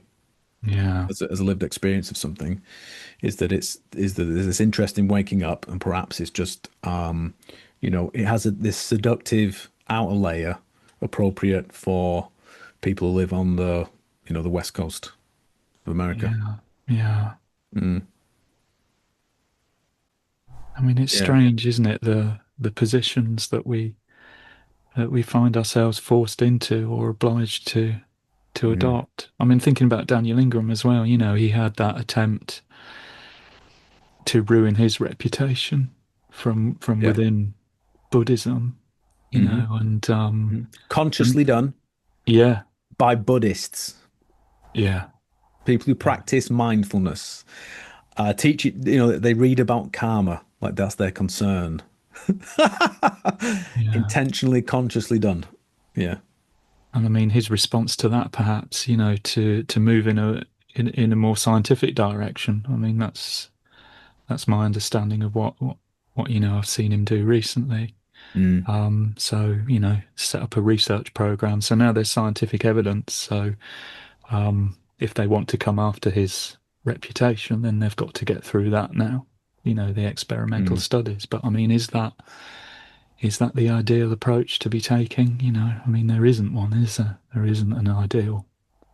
I'm not sure you can escape what Jung would call the the spirit of the times. We all have to operate within it, and there's an antagonism between that and the spirit of the depths or whatever. And I don't think it's so much the research is a problem. I think it's if it's I mean, you could argue the stuff we've done with Crowley, the research, it's part of the spirit of the times, for sure. But I think these two things have never been separate, and that they belong together. But that's not the same thing, is it, as believing the astonishing inflation that I just talked about in terms of we're the ones we've been waiting for. Yeah. What a thought, Dunk. We're the ones we've been waiting for. Like we're this is it, and we're all gonna wake up. That idea that everyone has to wake up. Where did that come from? What's that about? What is that about?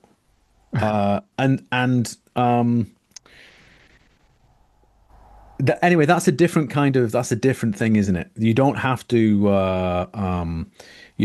indulge or lean into or cultivate that kind of delusion, and then misrepresent it as what this path is. So you can do. I can put this another way, which is you can do science whether the culture is rising or falling, can't you? It doesn't have to be tied up with this notion of we're going to go and enlighten bacteria on Mars or whatever.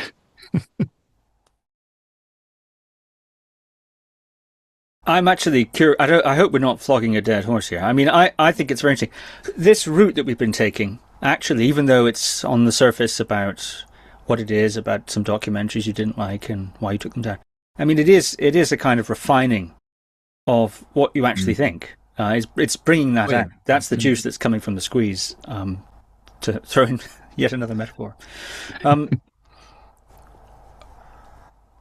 If this is not interesting to talk about, then we'll just talk about something else. But I'm curious, actually, how you came to be contaminated with that idea, if we take your frame as read, and how it was you saw through it. This idea of the false light, this intoxication of one's own sort of cultural superiority. I am born into it like everyone. It's the cultural waters that we swim in. So it's just there. How I became conscious of it was, I mean, I think it was a necessary part of my delusion around teaching that I had to make conscious, because I was coming at it from that angle specifically. It wasn't me just considering our culture and how it is. It took me deciding that I was going to attempt to do things in the best way possible, that I could do it, that was appropriate for our culture.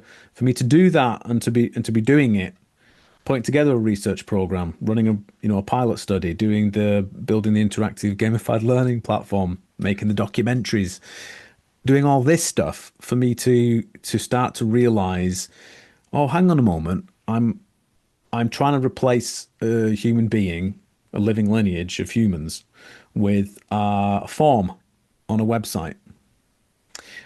Oh, hang on a moment, this language that you have to present your findings in is wholly inappropriate for understanding the nature of realization, with a research program.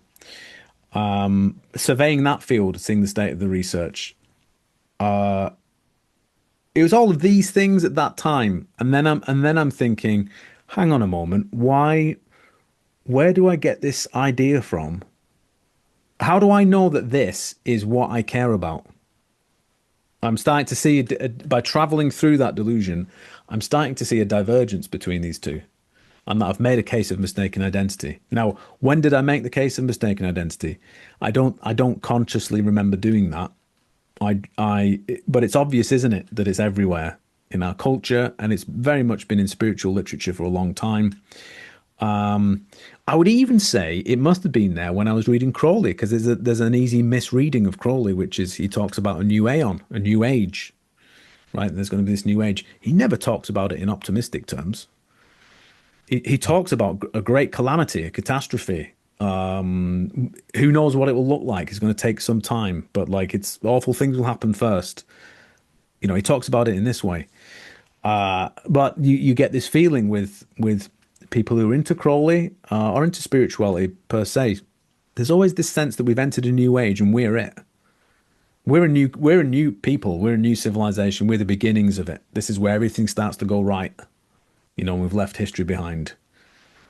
I think we just swim in those waters. I don't know how much cultural capital is still behind that now. I'm imagining that there's a lot of people who are looking around and seeing this disparity between what's believed and where we actually are and what's actually happening. Maybe some people are still holding on to it, thinking, yeah, things have to get worse first before they get better.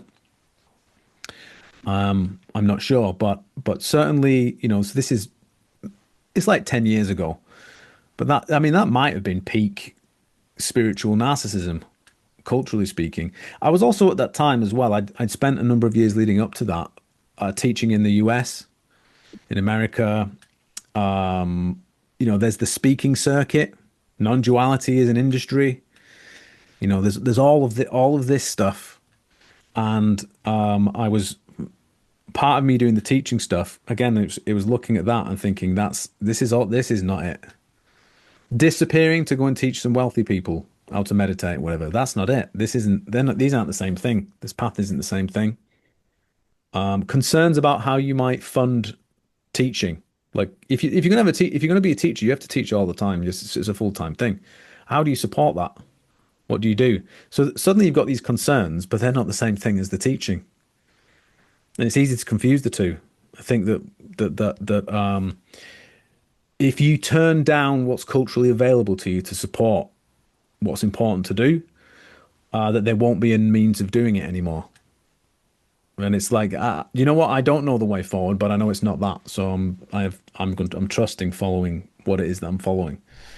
That entire period was making things conscious, but it was how they relate to what it is that I'm doing, and that's the only reason why I think I'm, became conscious of those things in that way.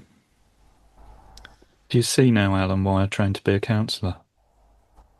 It's a lot easier. Yeah. Yeah. Oh, there were many times I've thought about trying to do something else, just quitting and doing something else. Yeah. Like what? I don't know, anything. Being a lime plasterer. I almost did that while I lived in Wales. I learnt lime plastering because I renovated a house, and people needed lime plaster in their houses, in these old houses. And I actually thought I could just quit teaching and just plaster walls. There's nothing quite like a lime plastered wall when it's been finished. It's very nice. I'd be content with that. Yeah. But yeah, it's not. That's also not it. Being someone whinging about it is also not it. That's also not it. Being angry about things, non-duality speaking conferences. Yeah, but it's all the same. Being a lime plasterer definitely isn't it. I mean, you know that, don't you? You don't have the expectation that it will be it. It's just a nice job to be doing. Yeah. Yeah, but I can't complain. It's great, isn't it? It's good, isn't it, Dunk? Yeah. Yeah. I'm not even wise enough to know whether I should be angry or disappointed about the things that I'm angry and disappointed about. Do you know what I mean? I'm skeptical. It is good though, as you say. I mean, what I get to do these days is have conversations with people about things that that matter, that are the most important things in people's lives. Well, I often have the sense that sometimes students come to me and they ask me questions that are probably more outside the scope of magia practice, spiritual stuff or whatever. Like along the lines of vocation or something like this, some kind of living circumstance or whatever. And it's apparent to me that a lot of problems that people have are a result of not saying no earlier on in life, to what they didn't really want to be doing. Yeah. And then now now you've got all this to deal with and you're in this situation. It's a good time to start saying no and just to be spending your time doing what you actually fundamentally believe is worth spending your time doing. Yeah. And there's a lot of social fear around that and anxiety around it, especially if you don't know how you're going to make it work. Because at the end of the day, people have a nature, don't they? We have a nature, and that's the part of us that doesn't go away. That always keeps coming back. So it's important to find out what that is. It's worth remembering, isn't it? Life is an adventure, but it's a short one. So you stop doing things you don't want to do. When deep down it's not it either, and get on with it. What it is that you do want to do, or at least start moving in that direction, because it goes by quick, doesn't it, Dunk? Yeah. Let's talk about Crowley. There are two, I suppose, dimensions here. The first is this work you've been doing, the two of you. The intention, I believe, was to create a sort of definitive edition of Crowley's works and publish them, make them available. Difficult to find, hitherto out of print materials, collated, annotated, that sort of thing, with introductions. That was the plan.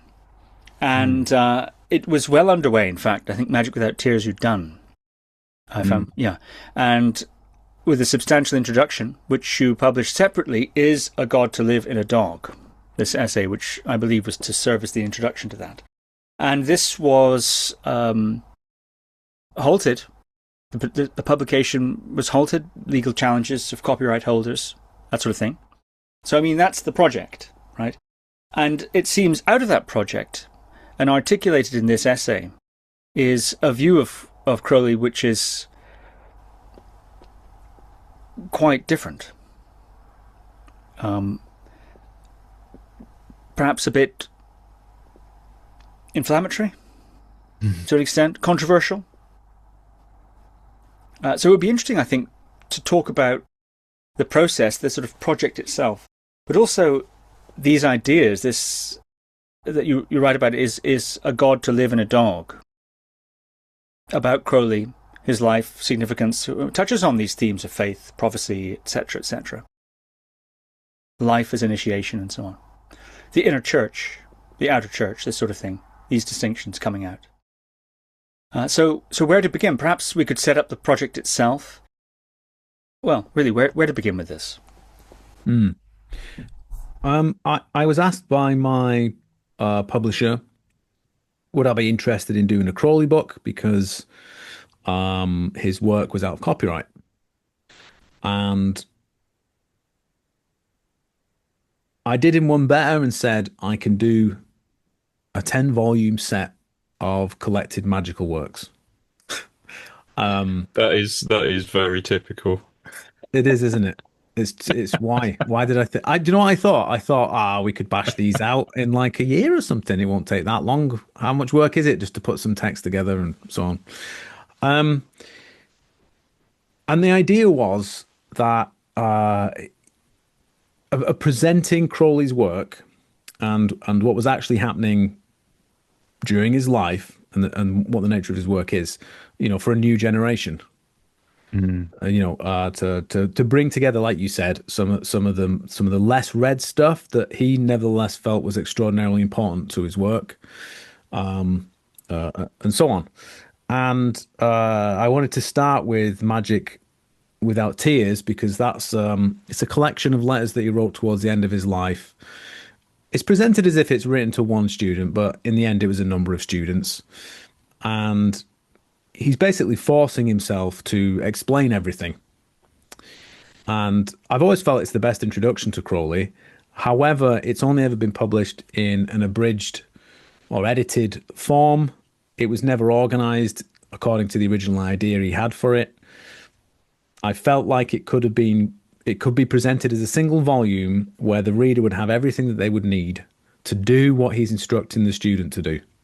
Right, so it's kind of this idea of coming into contact with the personality of Crowley, having him as a teacher, what that might have been like, and then it's possible for the solo practitioner, for someone who might take it seriously, to do the work, with his guidance.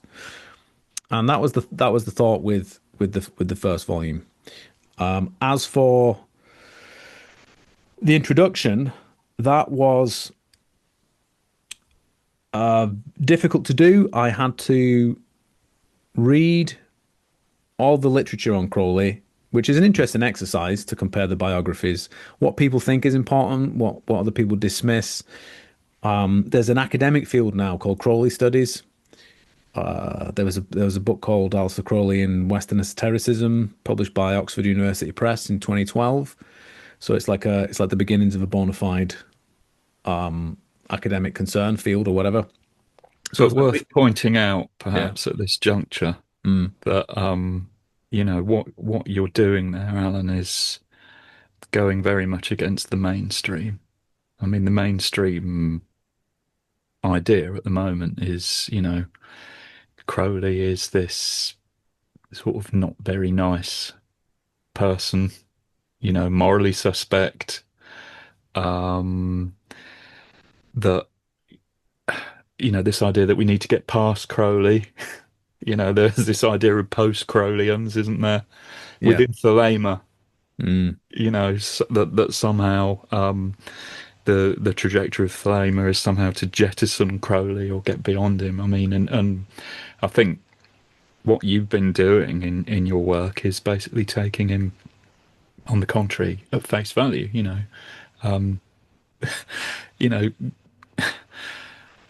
investigating the idea that Crowley may have been exactly what he said he was, that he may have experienced exactly what he said he experienced. Yeah, I mean, my response to that idea that going post Crowley was actually what we need is less Thelema and more Crowley, if anything, because we've not even begun to understand his life. and what was happening there. But I have to say, I entered the project with I'm still following the same thing that I've always been following. That started off with me doing the magic described in Advanced Magic for Beginners in the Baptist set. I'm following that same. There's the same thread that I'm following. It's the same thread that led me through all the teaching stuff, through all those failures, to the Magia stuff, to creating a magical order, which I didn't want to do, doing all of that, and it led me to the Crowley thing. I was planning to write books about other stuff. I've got enough of my own material to be getting on with. I didn't understand why I had to look at Crowley, but I was led to the Crowley stuff. It's reading all of that material on him, and I would appreciate all of the material and then start to put together the story of what was going on. And it was the same thing that I've described earlier, Steve, where I would start to write the piece about it, and then realize this isn't it yet. It's some of it, but it's not it yet. And it was like a process of excavation. And then eventually it got to the point where it's like, this is it. This is the thing that was moving under the surface. And when you've got there, it's like, again, it's like the word on the tip of the tongue that you can't remember, but you know it. It's like, how do you already know it if you've never encountered it before? But it's uncovering what was happening underneath the surface. And again, calling back to what we were talking about with science or academia or the spirit of the time, something like that. It is important to demonstrate the evidence. Because sometimes we have this idea that there's spiritual truth and then there's evidence, but evidence belongs in the material world and is somehow fundamentally bankrupt.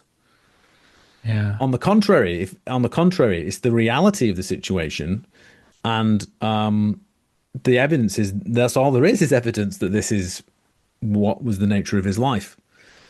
And you come to discover curious things. What people see when they read Crowley, what they say it's saying, when it's the polar opposite. You can, and this isn't a what can I say, a criticism per se, because it's not people's field, but you can see that there's a poor grasp of spiritual experience when people talk about Crowley. Of course, we get that ever popular thing of nevertheless speaking as if we understand what the experiences are. So you have a lot of people saying Crowley meddled with forces he didn't understand and went mad as a result of it, that he attained these spiritual states of mind but failed to fully eradicate his ego, and so on. This is coming from people who've never even attempted, one of the practices that he suggests as a basic, like they're not even covered the basic reading, yet feel entitled to speak as an authority on those things. But anyway, even if you do have the experience, you should be able to demonstrate how what he's talking about is what you say it is, right? So it was very important that there was an academic standard to presenting that story, a review of the literature, and backing up everything that was being said. And that was a phenomenal amount of work. And that hasn't stopped. Like, so a few people have said it's like reading Crowley for the first time. It's like it's a different view. But the stuff that we're working on following up from that. So there's more volumes. We're working on the rest of the volumes. It's an ongoing project. The continuing unveiling of the secret under the surface, if we can put it that way, is continuing. Like if people think that first essay is a different perspective on Crowley, you should see what's coming next. What the next stuff is. So we're carrying on with this work. I mean, the publisher was sued by the OTO before Magic Without Tears was published. The OTO owns the copyright on works that weren't published during Crowley's lifetime, so we can't publish any of this, but we can work on it. We can do the work. Yeah, we can't publish it in the UK, US, and some other places. Yeah. There are limitations on that. Yeah. But we're going to keep doing it. And like we said, it's only works not published in Crowley's lifetime that the OTO still has the copyright on. But some of those are crucial Some of those are absolutely crucial, and we didn't want to compromise on the volumes that included those unpublished works because some of them are key texts. Like in the second volume, there's only one text there that's still in copyright, but we didn't want to take it out because it's absolutely crucial. So we're gonna proceed with the work, even though we can't publish it. In the UK or the US, and other places, But the copyright will run out in 2039. So at some point it's going to become public domain.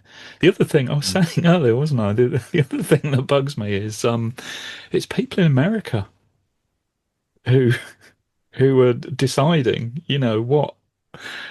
what gets published of Crowley.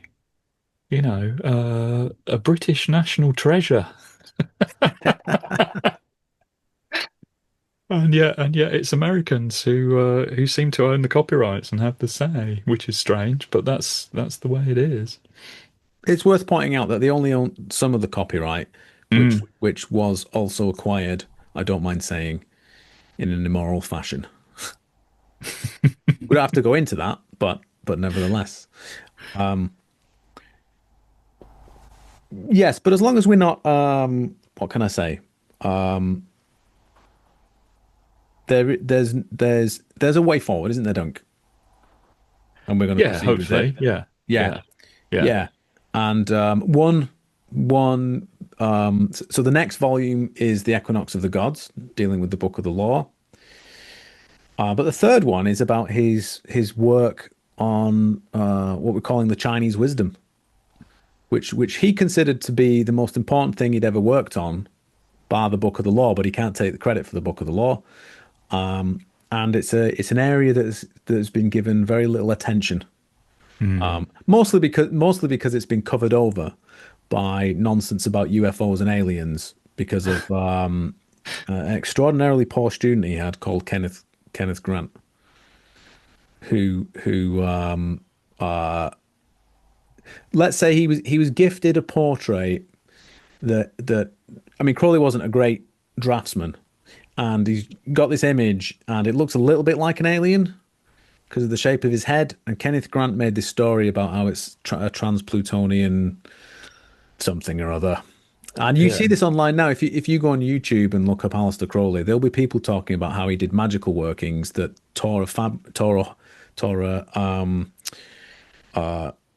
ripped open reality and allowed interdimensional aliens to enter this world. And that this is a portrait of one of those aliens. It's known as the Lamb portrait, isn't it? LAM. Yeah. When really what was happening at the time was Crowley was creating his own, the word transliteration of the Tao Te Ching and other Chinese spiritual texts, principally from the Leg translation. He had available to him, and you've been working on that, haven't you? Yeah. So this supposed Lam portrait, supposedly a portrait of an alien, is basically Crowley's very bad drawing of Lao Tzu, isn't it? The author of the Tao Te Ching. Yes. Yeah. And again, there's ample evidence to demonstrate this fact. But in terms of appreciating what Crowley has said or done, that hasn't been brought to light. You were just telling me today, weren't you? When you compare the Leg translation of the Tao Te Ching and you see what Crowley's done with it. Yeah. So Crowley says, he's translated the Tao Te Ching. He hasn't. He didn't know Chinese, but there was a widely available translation of it by a guy called James Legge, which was published in 1891. So what we've got there is Crowley's rendition of a translation into English that already existed of the Tao Te Ching, but it's really fascinating stuff. So what we're doing, the work we're doing, is we're we're putting the Leg translation alongside Crowley's, so you can see exactly what Crowley's done with it. You know, the bits. This was your idea, wasn't it, Dunk? Yeah. Idea, Yeah, and it's really paying dividends. So there are bits in Leg's translations where he's saying, you know, I don't really know what this means, but this is what the Chinese says, you know, and you can see Crowley just like breezing through it, you know, putting it into his own words, because of course Crowley's had the experiences, you know, he's done the practices, he's had the experiences of the states and the insights that that Leg's talking about, you know, so it really brings some interesting stuff to light. He's also making connections and parallels between, you know, the Dao De Jing and parallel concepts in Western esotericism. So he's linking it with the Kabbalah, he's linking it with Christian ideas. You know, I mean, I didn't expect when I started editing this stuff that it would be so interesting and so inspiring, but it really is. You know, you can see Crowley, you know, at the kind of peak of his powers, you know, bringing loads and loads of really interesting insights into this text. Really interesting for me, because like I was talking about earlier, you know, the thing about my practice at the moment seems to be very much looking at the nature of morality and ethics. And this is something that's very much at the forefront in the Dao De Jing. Nice. Yeah, I was really going to say speaks to that it's worth pointing out that yes, Crowley is doing a rendition based on someone else's translation from the Chinese. There's that kind of translation in a mundane sense, but there is a very long tradition of translation of a different nature, which is when a teaching gets translated into the vernacular of culture, particularly when one's dying and when one's on the rise, where it's not a question per se when someone is doing the translation from one language to another, that there is a one-to-one translation that occurs, but rather informed usually by contact with deities or spiritual entities or gods that are in charge of the text in question or the mystery in question, provide an understanding of the meaning of the teaching such that it can be expressed in the receiving culture, right, in a way that's more accurate to the meaning, right, whilst diverging from a one-to-one literal translation, right, where it gets carried from one culture to another, but what's essential gets preserved and then expressed in a unique way for that culture. And Crowley, he attempts this rendition of the Dao De Jing only after he's received a vision from a contact with the Great White Brotherhood, who shows him, he says in visionary form, the original codex of the Dao De Jing, so he can understand the essence, and thereby then do his pseudo translation, so to speak, into a language that Westerners would understand. So superficially, you might say, because that's the reason I brought this up, Doug, is because it's you look at his Dao De Jing, you look at it and you look at the rhyming scheme, and you look at other translations, and you can look at it's easy to say that's awful.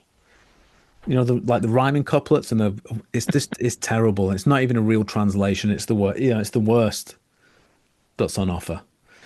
Yeah. But actually, it seems like what you're saying is by looking at it, and you can see where he diverges, and therefore what he's adding, or what the insight is that's being expressed, and then you can see, can't you, for yourself, how accessible is the translation of the Tao as the Chinese wisdom into a perspective a Westerner can understand. How successful is that? Can I grasp what's being said in these texts in a way that I couldn't before as a result of it? Yeah. And stylistically, compared with Leg, Crowley is really concise. You know, he's shorter, he's more direct, he's clearer than Leg. Nice. Yeah, which is really interesting. And I think as well, you know, in terms of our collaboration and working together, You know, like I was saying earlier, it's another instance. I mean, you know, who the hell am I to do this? You know, what the hell do I know? I mean, I've never even read this text before. Yeah. You know, what qualifies me to do this? But I mean, what I do, the approach that I take is I just read Crowley really, really closely. And if there's something I don't understand, I go and look it up. And if I don't understand it, you know, there's a fair chance that you know, whoever's reading the book could do with a little bit of elucidation at that point. So that's the approach I take. If there's anything I don't understand, I work out what it means and I stick a footnote there. And the idea with all these editions is that it will be an edition of Crowley where you can read it and everything you need will be on the page to get a sense of what it is, you know, that Crowley's saying. I mean, you know, it's not like this is some amazing scholarly edition. You know, it's an approach to Crowley where for people who need to know what Crowley's saying, you know, for people who need to have the same insights, you know, that Crowley had. That's the aim of this edition. You know, it's practical. Yeah, it's worth pointing out as well. You need all the help you can get reading Crowley. Yeah, because not necessarily because he's a poor communicator, but just because he was so intelligent. Yeah, and he assumes that you can keep up with him. Yeah, and you do have to concentrate when you read him. Yeah. So he's referring to the classics. Weirdly, in the Dao De Jing, I was coming across mathematical concepts. You know, he was sort of fluent in mathematics, wasn't he? You know, he'll throw out mathematical ideas. It's very literary, of course. I can't count the number of times I've seen people who've edited his works where they correct him. They say he's wrong here. And then you check for yourself, and he was more than right. Yeah, we went through that, didn't we? Yeah. It's just a constant thing. Yeah. Constant thing, yeah. Yeah. But in terms of this third volume with the Chinese wisdom, you know, pretty much all the texts there weren't published in Crowley's lifetime. So they're under copyright. So there's no way that we can publish any of this work. But it's such fascinating stuff to do, you know, it's irresistible. I mean, it's so rewarding. Yeah. Publishing or making available Crowley's version alongside Legg's translation is really, really interesting. A really interesting idea and a real contribution, I think. Have you looked into, I suppose this would be maybe another lifetime, have you looked into deviations in understanding in Legg from the original? And a translation of that period likely to have misunderstandings in it. I mean, he's admitting himself he doesn't understand certain things. It's a famously difficult text, I think, to understand. Certainly in that period, 1890s, you said, around there when it was published, yeah. So, of course, and Crowley is, one could say, part of a long tradition of people, one could say, who misunderstands the meaning of the Dao De Jing. Doesn't mean that they're not finding some profound meaning in their interpretation, but it may have very little to do with what's actually being said by Lao Tzu. Yeah. Will you consider that angle at all, or are you restricting it to a sort of comparison between Legg and Crowley? Yeah, I mean, I would restrict it to that because, I mean, you know, what you've mentioned there, Steve, sounds to me like a scholarly approach, you know, and you would need to know Chinese to be able to do that. And, you know, that's outside of my remit. So there is you could review them, you know, the literature and see where there are cases documented of a misunderstanding, you know, that's a straight up misunderstanding, which I might do, but I have cause to review Jung's work and Wilhelm's translations of you know, the Tibetan Book of the Dead, The Secret of the Golden Flower, as well the I Ching at the moment, and I'm seeing, you know, I'm also familiarizing myself with some of the things that have been said about a failure for, you know, Westerners to understand this material where errors have been made, mistranslation, that kind of a thing. There's often talk of like decolonizing these texts so you can understand, you know, what they really mean, that kind of a thing. But the perspective I have from reviewing this stuff is that it's precisely upside down. So Wilhelm, when he did his translations of these things, he worked with local people who were experts. So the Tibetan Book of the Dead, he's working with a lama, and closely to try and translate what's in the text into German, you know, to translate that. Now, of course, there is the problem of how do you express ideas that don't exist in a language into that language from one that does include it, and it's exactly the thing that I was talking about before about translation. You have to understand the spiritual essence of the tradition in question, and then it can be expressed in ways that aren't a one-to-one literal translation, but capture the same truth, expressing perhaps a different facet of the same diamond, so that you can get to the same thing, but it's appropriately expressed for the culture in question. And I would what can I say? I find it very compelling, for instance, that speaking about Jung, the entirety of Western alchemy only became a concern for him, which he spent many decades understanding, so a bridge could be built back to the Gnostics as a key to his psychology. He did all of that because he came into contact with that book, The Secret of the Golden Flower, which is often, by people interested in that field, ignored. It's a minor text. It's not considered key, you know, part of Chinese spiritual tradition or that kind of a thing. But this little text that meant so much to Jung, it has its origin in spirit writing. It was written by the divine, you know, through human beings in a different state of mind.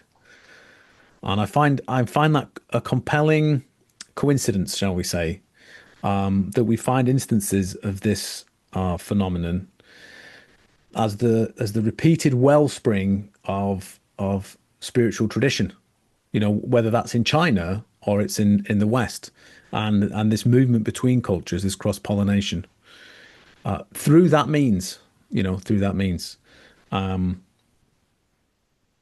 Shall I pause there? I'll pause there because I don't want to take up all the time. I'm very conscious that I talk too much. Do you know what I mean? Because I could then go on about the secret church. I was just about to segue into that, and I thought that's going to be another 20 minutes of me babbling. Well, let's talk about the secret church. But Duncan, do you have anything in response to that bit there about translation and these layers of interpretation? And that's very interesting to hear you say that, Alan. That you think this understanding that Jung and others had may in fact have been much more right on than it's commonly known to be, or commonly said to be. What do you think about that, Duncan? Well, yeah, I mean, I don't have much to add except really to emphasize, you know, what I said earlier, that what we're trying to do here is not really scholarly, not really academic, but something, you know, far more practical, to do what Alan was saying, which is to get at the nature of the experience. Well, I mean, I want to caveat that with this, right? So there are two kinds of researchers. There's the researcher that does research for its own sake, and that's principally academia, or it's supposed to be.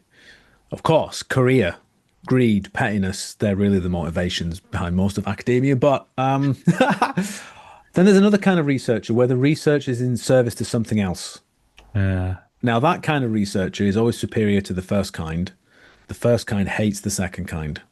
It's why you can look at Carl Jung and you can read a book like Ion, and you can read one paragraph in that book, and it will contain the entirety of a century's worth of research following Jung that's supposed to be an advancement on what Jung said. They have to mention his name, but he's not considered as a serious academic. And you can read the revolution in understanding, let's say, Joachim of Fiore, right? Go back to Jung and you'll see not only does he have these new findings already in this paragraph or page or whatever, but he said it better. And that's the kind of research, because it's in service to something else, that it can be done in a way that's it's not encumbered by the usual preoccupations that I think most researchers have to deal with. Perhaps that helps them to read in a way and just honor what's on the page, like you were saying, Dunk. Who am I to do this kind of work? Well, all I do is I just read him, see what he says. That sounds like it should be the first step, but that's not usually the first step. It's surprising how absent that is from most of the literature on any topic. It's like, what does it actually just say on the page? What did he say? So if I could attempt to do what I said before, which is I want to show you the truth about Crowley, but I want to do it in a way where I'm backing up everything that I'm saying, right? So that it's to a standard. You can't say that I've ignored someone. I mean, I read the worst books on Crowley, just the worst text. I've had to plow through that stuff. The material's been, there's been a survey. You can't say I've left anything out. I've not ignored anything. I'm not attempting to whitewash Crowley. It's all there. It's all there. And then another aspect of that is people often ask me for a recommended reading list. What should I read? What book should I get into? Right. And I can never do that because texts are a mixed bag and there's different reasons for reading different texts. And I prefer the idea of you can read, let's say, this essay on Crowley. The notes offer you doorways, for what you might be interested in and can lead you in that direction, to good sources or to material that's it's been appraised in some way in relation to the subject. So, yes, it's not going to be, I'm not submitting these essays or whatever to an academic journal, but I do want the academic rigor to be undeniable. When someone reads it, you can't say that I've not dotted my I's and crossed my T's.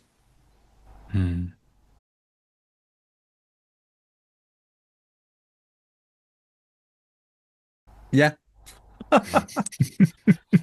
Yeah, I mean, it's fair enough. I think just collecting these works together and presenting them is itself, I think, a contribution, given the state of the corpus at this point.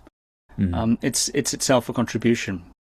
And these introductory essays reaching for that kind of rigor of supporting your arguments from primarily the primary text itself, Crowley's writings, and then looking outside of that where you can and having a clear scope. For example, in your Chinese wisdom book, you're not going to particularly compare Crowley to the Dao De Jing per se. That's for someone else to do with the material that you create in that book. Someone could go on to do that project. You don't have to do everything in one volume. As long as your scope is clearly defined, I think it's very justifiable and very valuable. I mean, some of the planned volumes, they might not have any texts in them that are still in copyright. It may be possible to publish some of them. I mean, volume 4 looks like, that could be a possibility. But again, we'll have to wait and see. Well, 2039 is only what? How many years away is that? Only 13 years? How long is it going to take you to do this set? Probably that long. You wouldn't believe the amount of work it takes. No, that's what I mean. I mean, so maybe by the time you can do it, yeah, they'll be ready to go. Yeah. Yeah. Let's talk a bit about this inner church, shall we? What I mean to say now is, can we talk a bit about this essay, this introduction you wrote to Magick and Tears? Magic without tears. Yeah, exactly. Exactly. There is that version, Magic in Tears. Yeah, Magic in Tears. Yeah, that's what happens when I try to do magic. Yeah. Let's talk about that. And what's your main argument here? it's got to do with this inner church, I think you call it in the secret church. What's it got to do with that? Why is Crowley's life somehow linked to that? I mean, there's the question of where to start with his biography, and of course, I start at the beginning in the essay. But for the sake of brevity, his main concern in his life is with spiritual reality. He wants to know what the truth is. This is in reaction to a very particular kind of Christianity that he's grown up surrounded by. So superficially, he looks like he's anti-Christian, right? But it's there for anyone to see. You know, if you just read with your eyes, he has this particular idea of Jesus and this particular idea of the devil, both of which he ends up discarding as he's maturing. He becomes interested in. He wants to grasp spiritual reality, so he thinks maybe the way of doing that could be summoning the devil, because then he's actually coming into contact with something that's real. And he reads a book, the book of Black Magic and of Pacts, I do believe it's called, by Arthur Edward Waite. And it's in that book he becomes disabused of the idea of summoning the devil, because he just reads about what sounds like naughty Christians. And he finds the idea of black magic repulsive, which he finds repulsive for the rest of his life, which is interesting given that he never manages to get away from that idea of himself as an evil black magician, or devil worshipper, something like that. But in the book, there's a mention of the secret church, and he wonders what that could be. So he writes to the author, says, "Can you tell me what it is?" And he tells him to read a book, another book by Eckhart Schausen, which is called Cloud Upon the Sanctuary. Cloud Upon the Sanctuary. Now, this is a book that describes an inner church. And the inner church is inseparable from mystical experience. If you have the mystical realization or experience, that's you now in the church, right? So people who are in the church can recognize each other unmistakably. However, there's no outward sign that someone's a member. There aren't any secret meetings. There's no special building where people go to worship. It doesn't work like that. And this living reality of mystical experience is something that runs through the world, and it's the origin of all traditions and teachings. And it goes where it wants to go. So it can produce institutions and cultural expressions of the truth. The moment that outward expression becomes corrupted, politically speaking, something like that, it withdraws and goes somewhere else. But a couple of defining characteristics. The name that's given to this inner church is the School of Prophets. It's a School of Prophets, and this mystical experience is further qualified as divine revelation. It's divine revelation that seals your membership. This is what Crowley asks for. He reaches the end of his avenues for exploring where he can find spiritual truth in his life. This is whilst he's a young man at Cambridge. And he turns inwardly and prays. And he asks this inner church, like, please make me a suitable candidate for membership. And almost immediately, he finds the Golden Dawn, which is a magical order. He joins. He's given a text that no one else has read or attempted to follow the instructions of, which is this medieval grimoire called the Sacred Magic of Abramelin the Mage. He's taught how to do astral travel. And then the greatest magician in the order, Alan Bennett, moves into his house to teach him magic. This all happens in the space of a year. It's outside the normal curriculum. He's taught these things before he should be taught these things in terms of the structure of the order. He decides to do this working that no one else has even done yet. It's a fresh translation by the head of the order. That's the Sacred Magic of Abramelin the Mage. But he doesn't follow the instructions in the medieval grimoire. Instead, he follows the instructions given in the introduction by MacGregor Mathers, which is he's the head of the order who's just translated it. And he has this very particular idea of what you should do with magic. You should invoke the supreme god, identify yourself with that god, and then you can command demons and lower entities to do your magical bidding. Mathers has this translation of a spell that goes all the way back to antiquity, which is the invocation of a supreme god, which has been mistranslated in 1852 by a man called Goodwin. It was mistranslated as the Bornless Rite. It's for invoking a god who's apparently bornless, and there's further mistranslations in there to cover over the name of a certain god. But Crowley uses this as his invocation. It's the only one he ever uses, and he's just invoking this supreme god. He goes and he goes on lots of adventures, learns yoga, right? Does all of the preparatory stuff that you might need to do, so that there's an available means of manifestation for what occurs next. And he ends up in Egypt. And he's still using the same one spell, ancient spell from the Greek magical papyri, right? He's using the same spell, and he's in Egypt, and the gods turn up, start speaking through his wife. And lo and behold, he ends up with his own divine revelation. So he's first of all, what happens is this. He thinks he's a practical magician, right? And he's mastered practical magic, which he has. And he knows what will work and what won't work. His wife, who has no experience in magic whatsoever, starts giving him instructions, telling him what to do. And he thinks this just won't work. It's not how magic works. However, it does work. All the stuff he normally does doesn't work. Everything gets turned upside down and the wrong way around, right? He's shown that he doesn't know anything about magic. All of his mystical attainments through yoga, they don't mean anything either.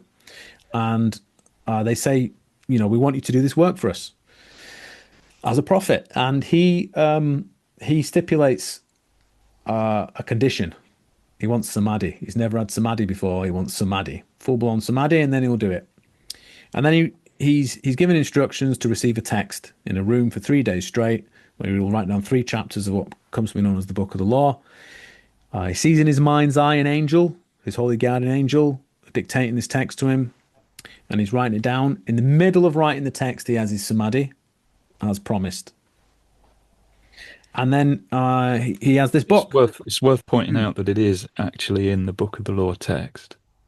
Oh yeah, there's a running. You could easily overlook it. Yeah. There's 13 lines, I think, and then there's one line in there which is Crowley speaking and isn't the person dictating. There's one line actually written by him where he's coming to out of samadhi, and he's like, where am I? What's going on? So samadhi, we would probably understand these days, I don't know, fruition, Naroda Samapati, maybe. I think it's at least the first step is at least to understand it as a type of mystical death. Yeah, because it's described as such in the book. He's told it's going to happen. He's told that's what the sign of the prophet will be. Not to fear what's going to happen. Then it happens, and then it gets described in terms of what it means now he's done that, such that the whole book can be understood as a description of what it means to wake up, to have an awakening. Yeah. Right. Now this is huge. I mean, you pointing this out, Alan. Now you've pointed it out. Now you've shown it's there. You can't unsee it.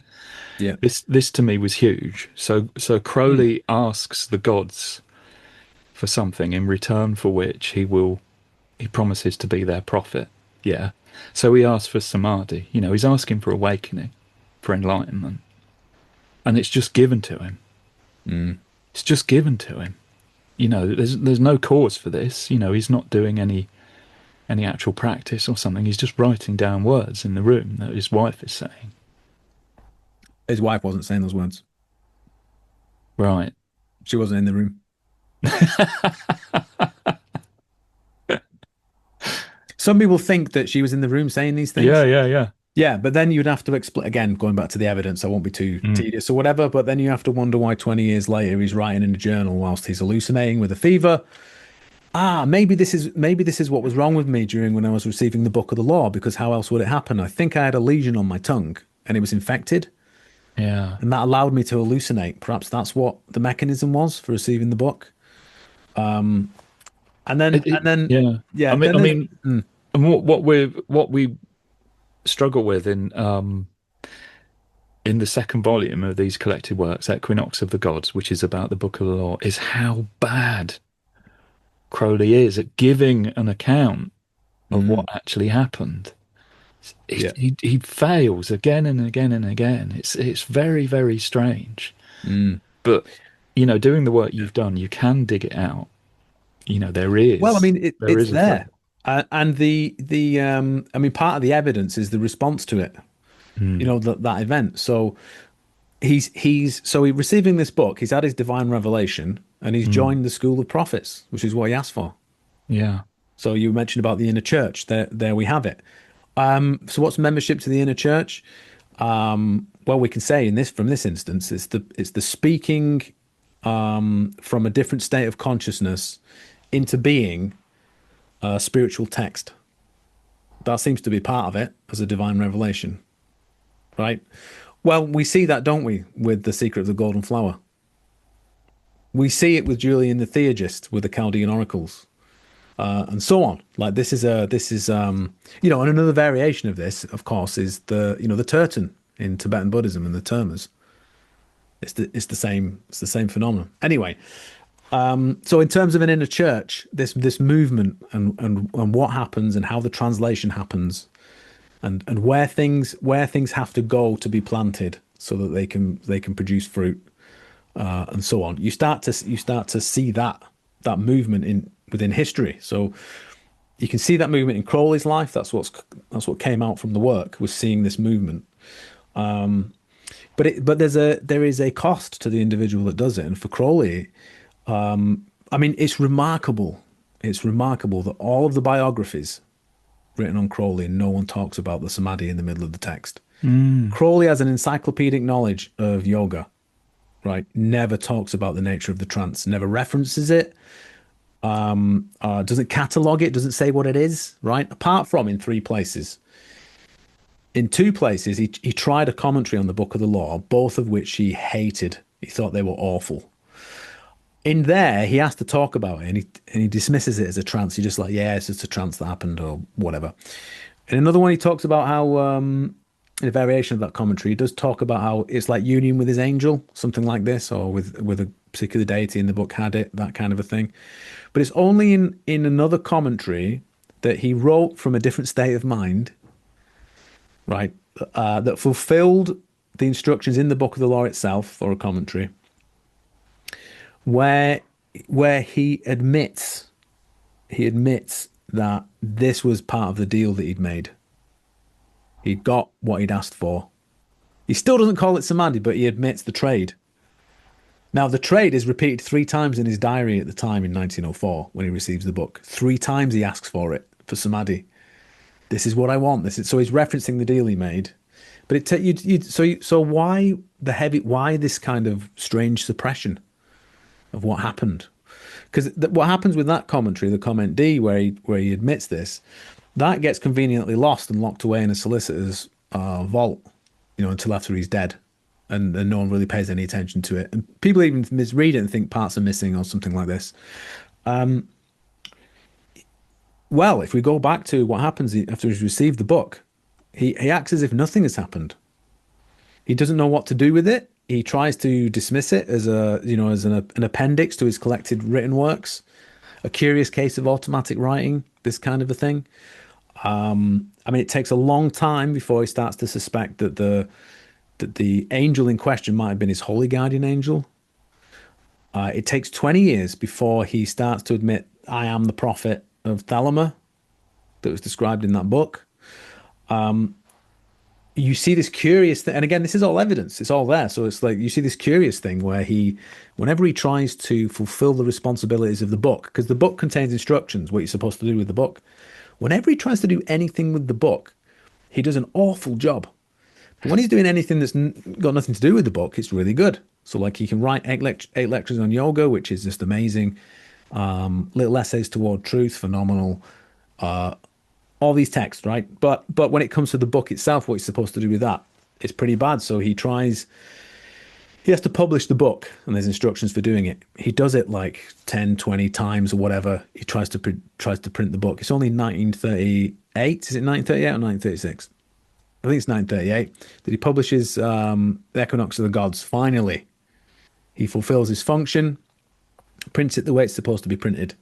Before that, though, he's like tried to he gets someone else to to type up his diaries. He does this bloated thing called the Equinox that's filled with his diary entries, all the material from the Golden Dawn, and it all eventually leads to the Book of the Law being printed in one of those volumes. It's pretty bad. It's so bad the gods turn up and tell him to do it again, but this time properly, and call it Book 4. So he dictates the books to other people to write down. He does something on yoga, which is all right, on meditation. He's supposed to write a book on magic, and he just describes furniture. Then he does the other book that's supposed to be technical, but it's way too technical to really grasp or understand. And then we get to the Equinox of the Gods, the final part again. So he's just recapitulated what he did in with the Temple of Solomon the King and the Equinox. He's just repeating the same thing over and over. And eventually he manages to publish it the way it's supposed to be published. And as soon as that happens, his life changes. He will not go back to it. He won't attempt biography again. Like he's just done with it. Like he's been exhausted by the whole thing. And there's constant evidence of him dragging his heels spiritually. So we talked about crossing the abyss earlier in this podcast episode, but he's told he's crossed the abyss pretty much after he's received the Book of the Law. But he ignores it and decides to do a working for 9 months to cross the abyss. He's then told he's crossed the abyss again. But then it's like, that's not good enough. I'm going to have to do the whole working one more time. John St. John to cross the abyss. That's not good enough either. Now he needs to do the Enochian Ethers to cross the abyss again. He does it 4 times. It's like him refusing to accept the responsibility, and the fact of his spiritual attainment. And he drags his heels. Now it's all there, and you can see this is just there, isn't it? If you just read him, and he says this as well. It's not me just saying this is my reading of Crowley. He says it himself. He's like, I've suppressed the whole thing. I don't want anything to do with it. I'm dragging my heels and whatever. And for some reason, people just don't believe him. Just don't believe what he's saying is true. But nevertheless, there it is. So there's a cost for Crowley, and he was told as well in the book that he wouldn't understand everything in there, but he had to do it anyway. He still had to do the work anyway. That he'd be betrayed, that he would be abandoned, that people would think he's a failure. And this is all predicted to a young man, that this is going to be the rest of your life. And this is, by the way, this is what you've signed up to. You said yes to it, and you asked for a trade, and you even got that. You got your samadhi. So this is the terrible responsibility that you've asked for.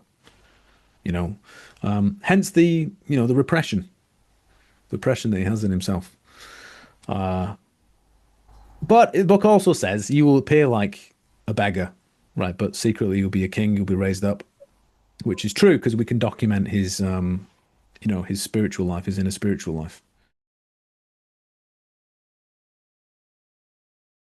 And did he have a kingly inner spiritual life, do you think?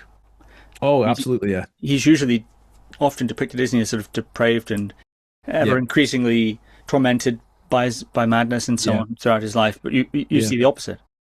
Oh, absolutely, yeah. Yeah, I mean, you can describe it technically. You can see in the so it's not just guessing at what he's what he describes in his diaries or something like that. Like there's a technical aspect to this, which is it's either there or it isn't. It can be documented. It's and then there's other stuff. There's other stuff like what it means to be in the presence of a teacher and the effect that has. This is also documented. The period that people tend to take from this idea that he failed or he was more deprived or something.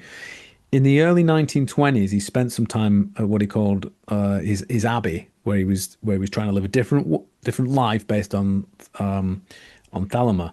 But this is a period that is to be expected at that stage of spiritual development, which requires encountering the contents of the unconscious and going right down to the bottom where the worst things are. And he's consciously doing that during that period. And of course, what do you find in the unconscious? Everything you don't want to look at, everything you find disgusting, everything you find repulsive. You see the same thing. There are parallels with other people who do this similar work. So what does Carl Jung do? He spends a number of years consciously going into the unconscious, and everything he encounters there is dissuasive, disgusting, repulsive, off-putting. and so on. And it's from that period that most of the scandalous stories come from. And so people take that to be the whole, but it doesn't stay there that long, and it resolves itself. It reaches a conclusion in 1924. And it's so there is a, when it comes to appreciating someone's spiritual progress, yes, there are particulars to everyone's experience that aren't repeated. There are particulars, but there's also a universal structure. It's either there or it isn't. And I mean, the remarkable thing about Crowley is that he knew that structure was there before he got there, such that he could always understand where he was at. And lo and behold, there he is experiencing the thing he thought he was going to experience. Now he's always surprised by the particulars, but and this is one of the virtues of prophecy, is that he's also informed through his prophetic experiences or visions about what the work had to be that came next, where he was at, what was appropriate, and that kind of a thing. So, but this whole, this school of prophets, this inner church that does this spiritual work around the world that isn't tied to institutions, that requires divine revelation, always involves people who do that work wrestling, struggling with the revelation, and that's how you can tell that they're not crazy. Like you were saying something about this, weren't you, Duncan, about Philip K. Dick?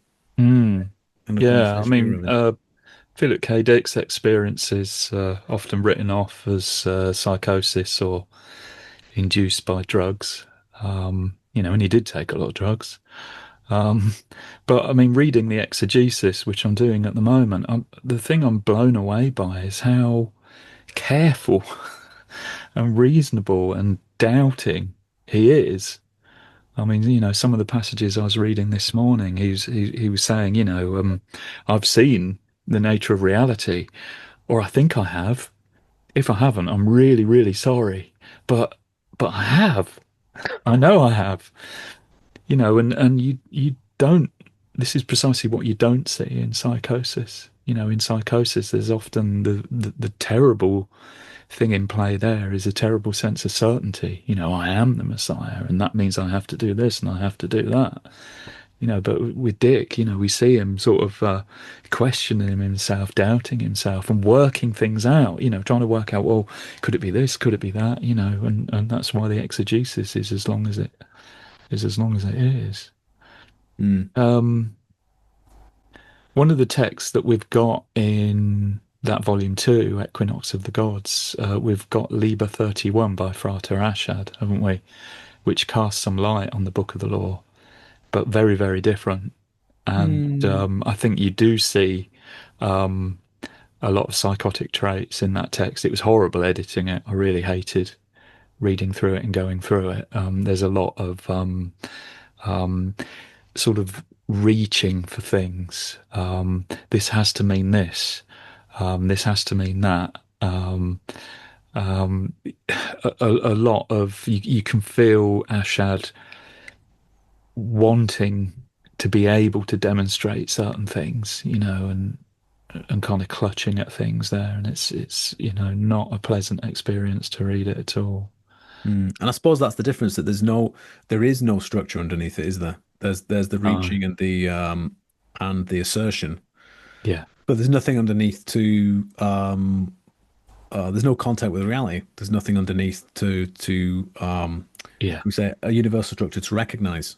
He's the thing I got from that text was his craving to be Crowley's magical child. That's the only thing I could sense in there. Yeah. And it made me wonder about Ashad's relationship to his dad, basically. But yeah. Don't have any biographical details, I think, to But it's the phenomenal thing is, like, again with the Book of the Law says this. It says, you will seem like you're fallen, right, but you'll have success. But like, for the fact that Crowley struggles with the book, like, people look at him and they say, look how deprived he was. Look, there's this babble in this book that probably came out of his disturbed unconscious, and you can see that he was a failure, because how many people follow the religion now? Right. Except, of course, that's not the nature of the lineage. Is the production of mass religion? That's exactly what it isn't. But his wrestling with the revelation, his constant sense that he didn't have enough faith.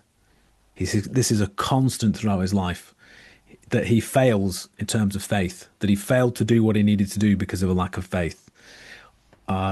This is just runs all the way through his life. His failure then, like to produce a work worthy of what you would think someone would do, like with the Equinox of the Gods, how it should be or something like that. It's the qualification of his success. It demonstrates the reality of the book and the reality of what he was grappling with. The very means by which you will say he's failed is actually the proof of that he came into contact with a spiritual reality that's too sublime to be easily accommodated. And it certainly was for Crowley. It completely obliterated any idea he had of himself, any attainment that he had, any notion of being competent at anything, which is what it does. And similar patterns with Philip K. Dick and Jung. Yeah. Perhaps, aren't there?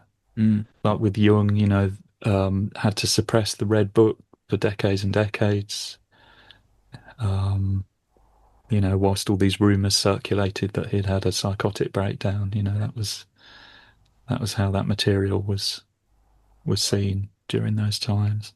And similar with Philip K. Dick as well. Yeah. Just the delusions of a science fiction writer.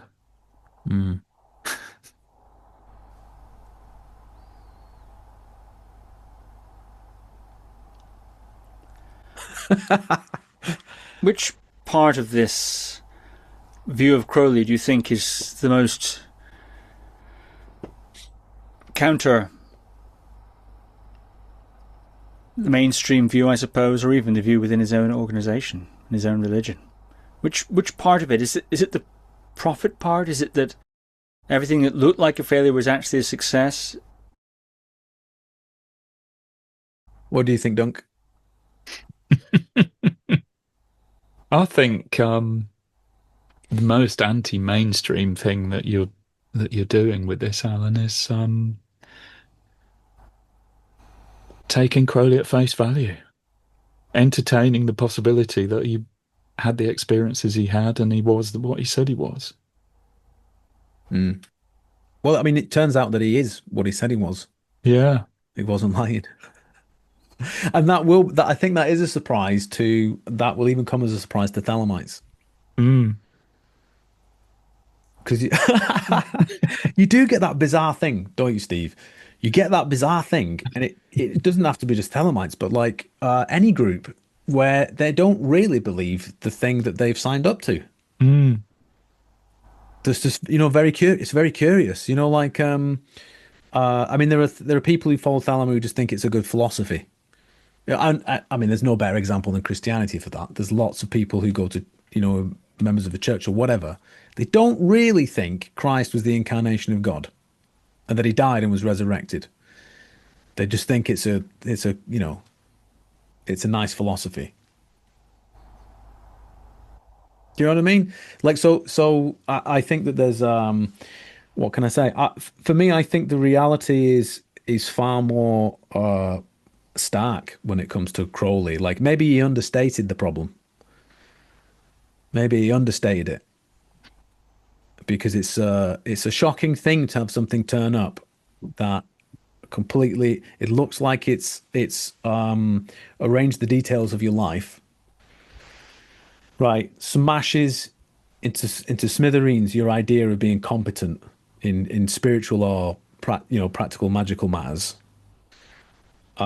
Dictates the rest of your life, can give freely spiritual experiences, because he not only gets samadhi, right, which is the thing he was aiming at with yoga, the crowning achievement of yoga, but the reception of the Book of the Law fulfills the promise described by the sacred magic of Abramelin the Mage, exactly what will happen.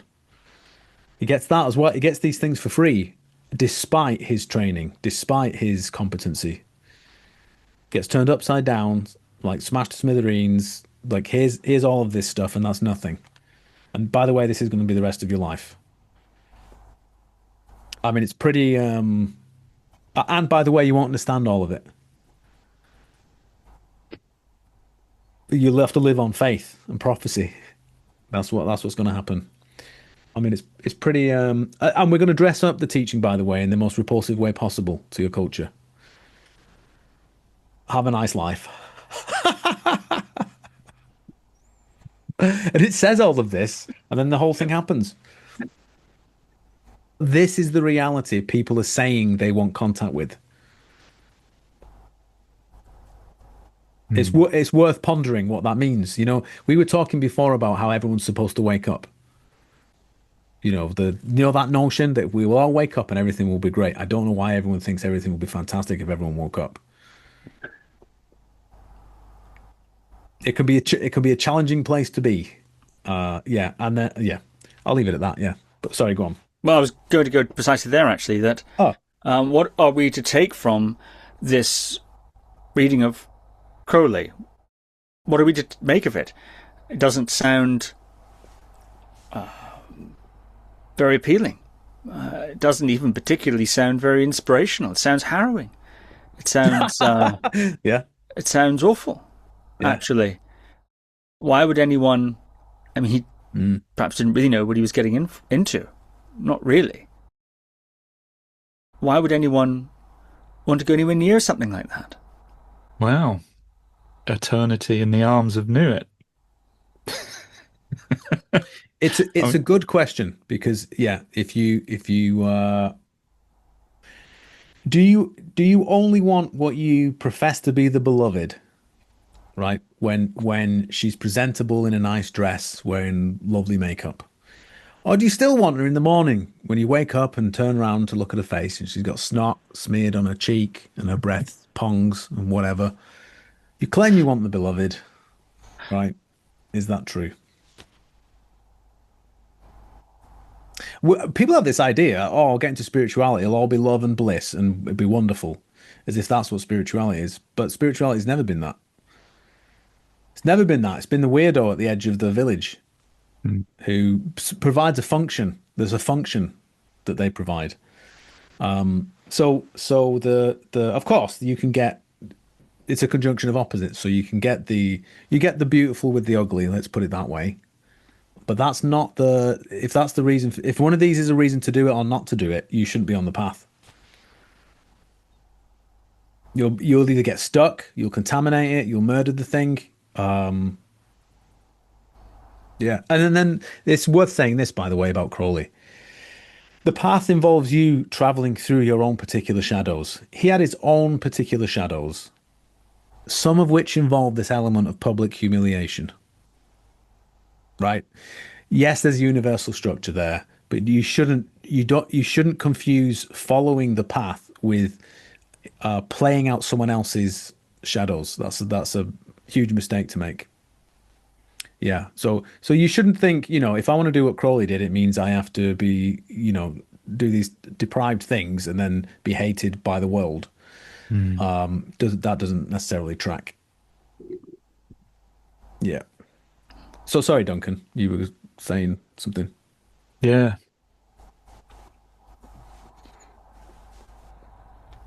If Crowley was a prophet, that means prophets are still among us, doesn't it? That means prophets are still here. It's still happening. And what the Book of the Law gives us is, a method, something we can follow, a map. How to survive the second death and spend eternity in the arms of Nuit.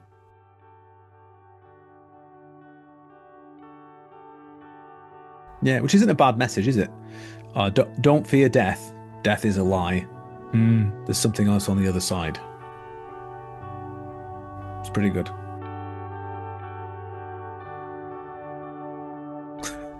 I think that's a good place to leave it. Okay. What do you think? Should we call it here? Yeah, can do. 3.5 hours. Sorry, Steve. Oh no, it was wonderful. I enjoyed it. It was. Does look lovely and cosy on the boat, though. Yeah, no, it's great here. I'm here with the fire. I've got my flask of tea. I could think of few better ways to spend 3.5 hours. Alan, Chapman and Duncan Barford, thank you very much. Thank you. Thanks, Steve. Thank you for listening to another Guru Viking podcast. For more interviews like these, as well as articles, videos, and guided meditations, visit www.guruviking.com.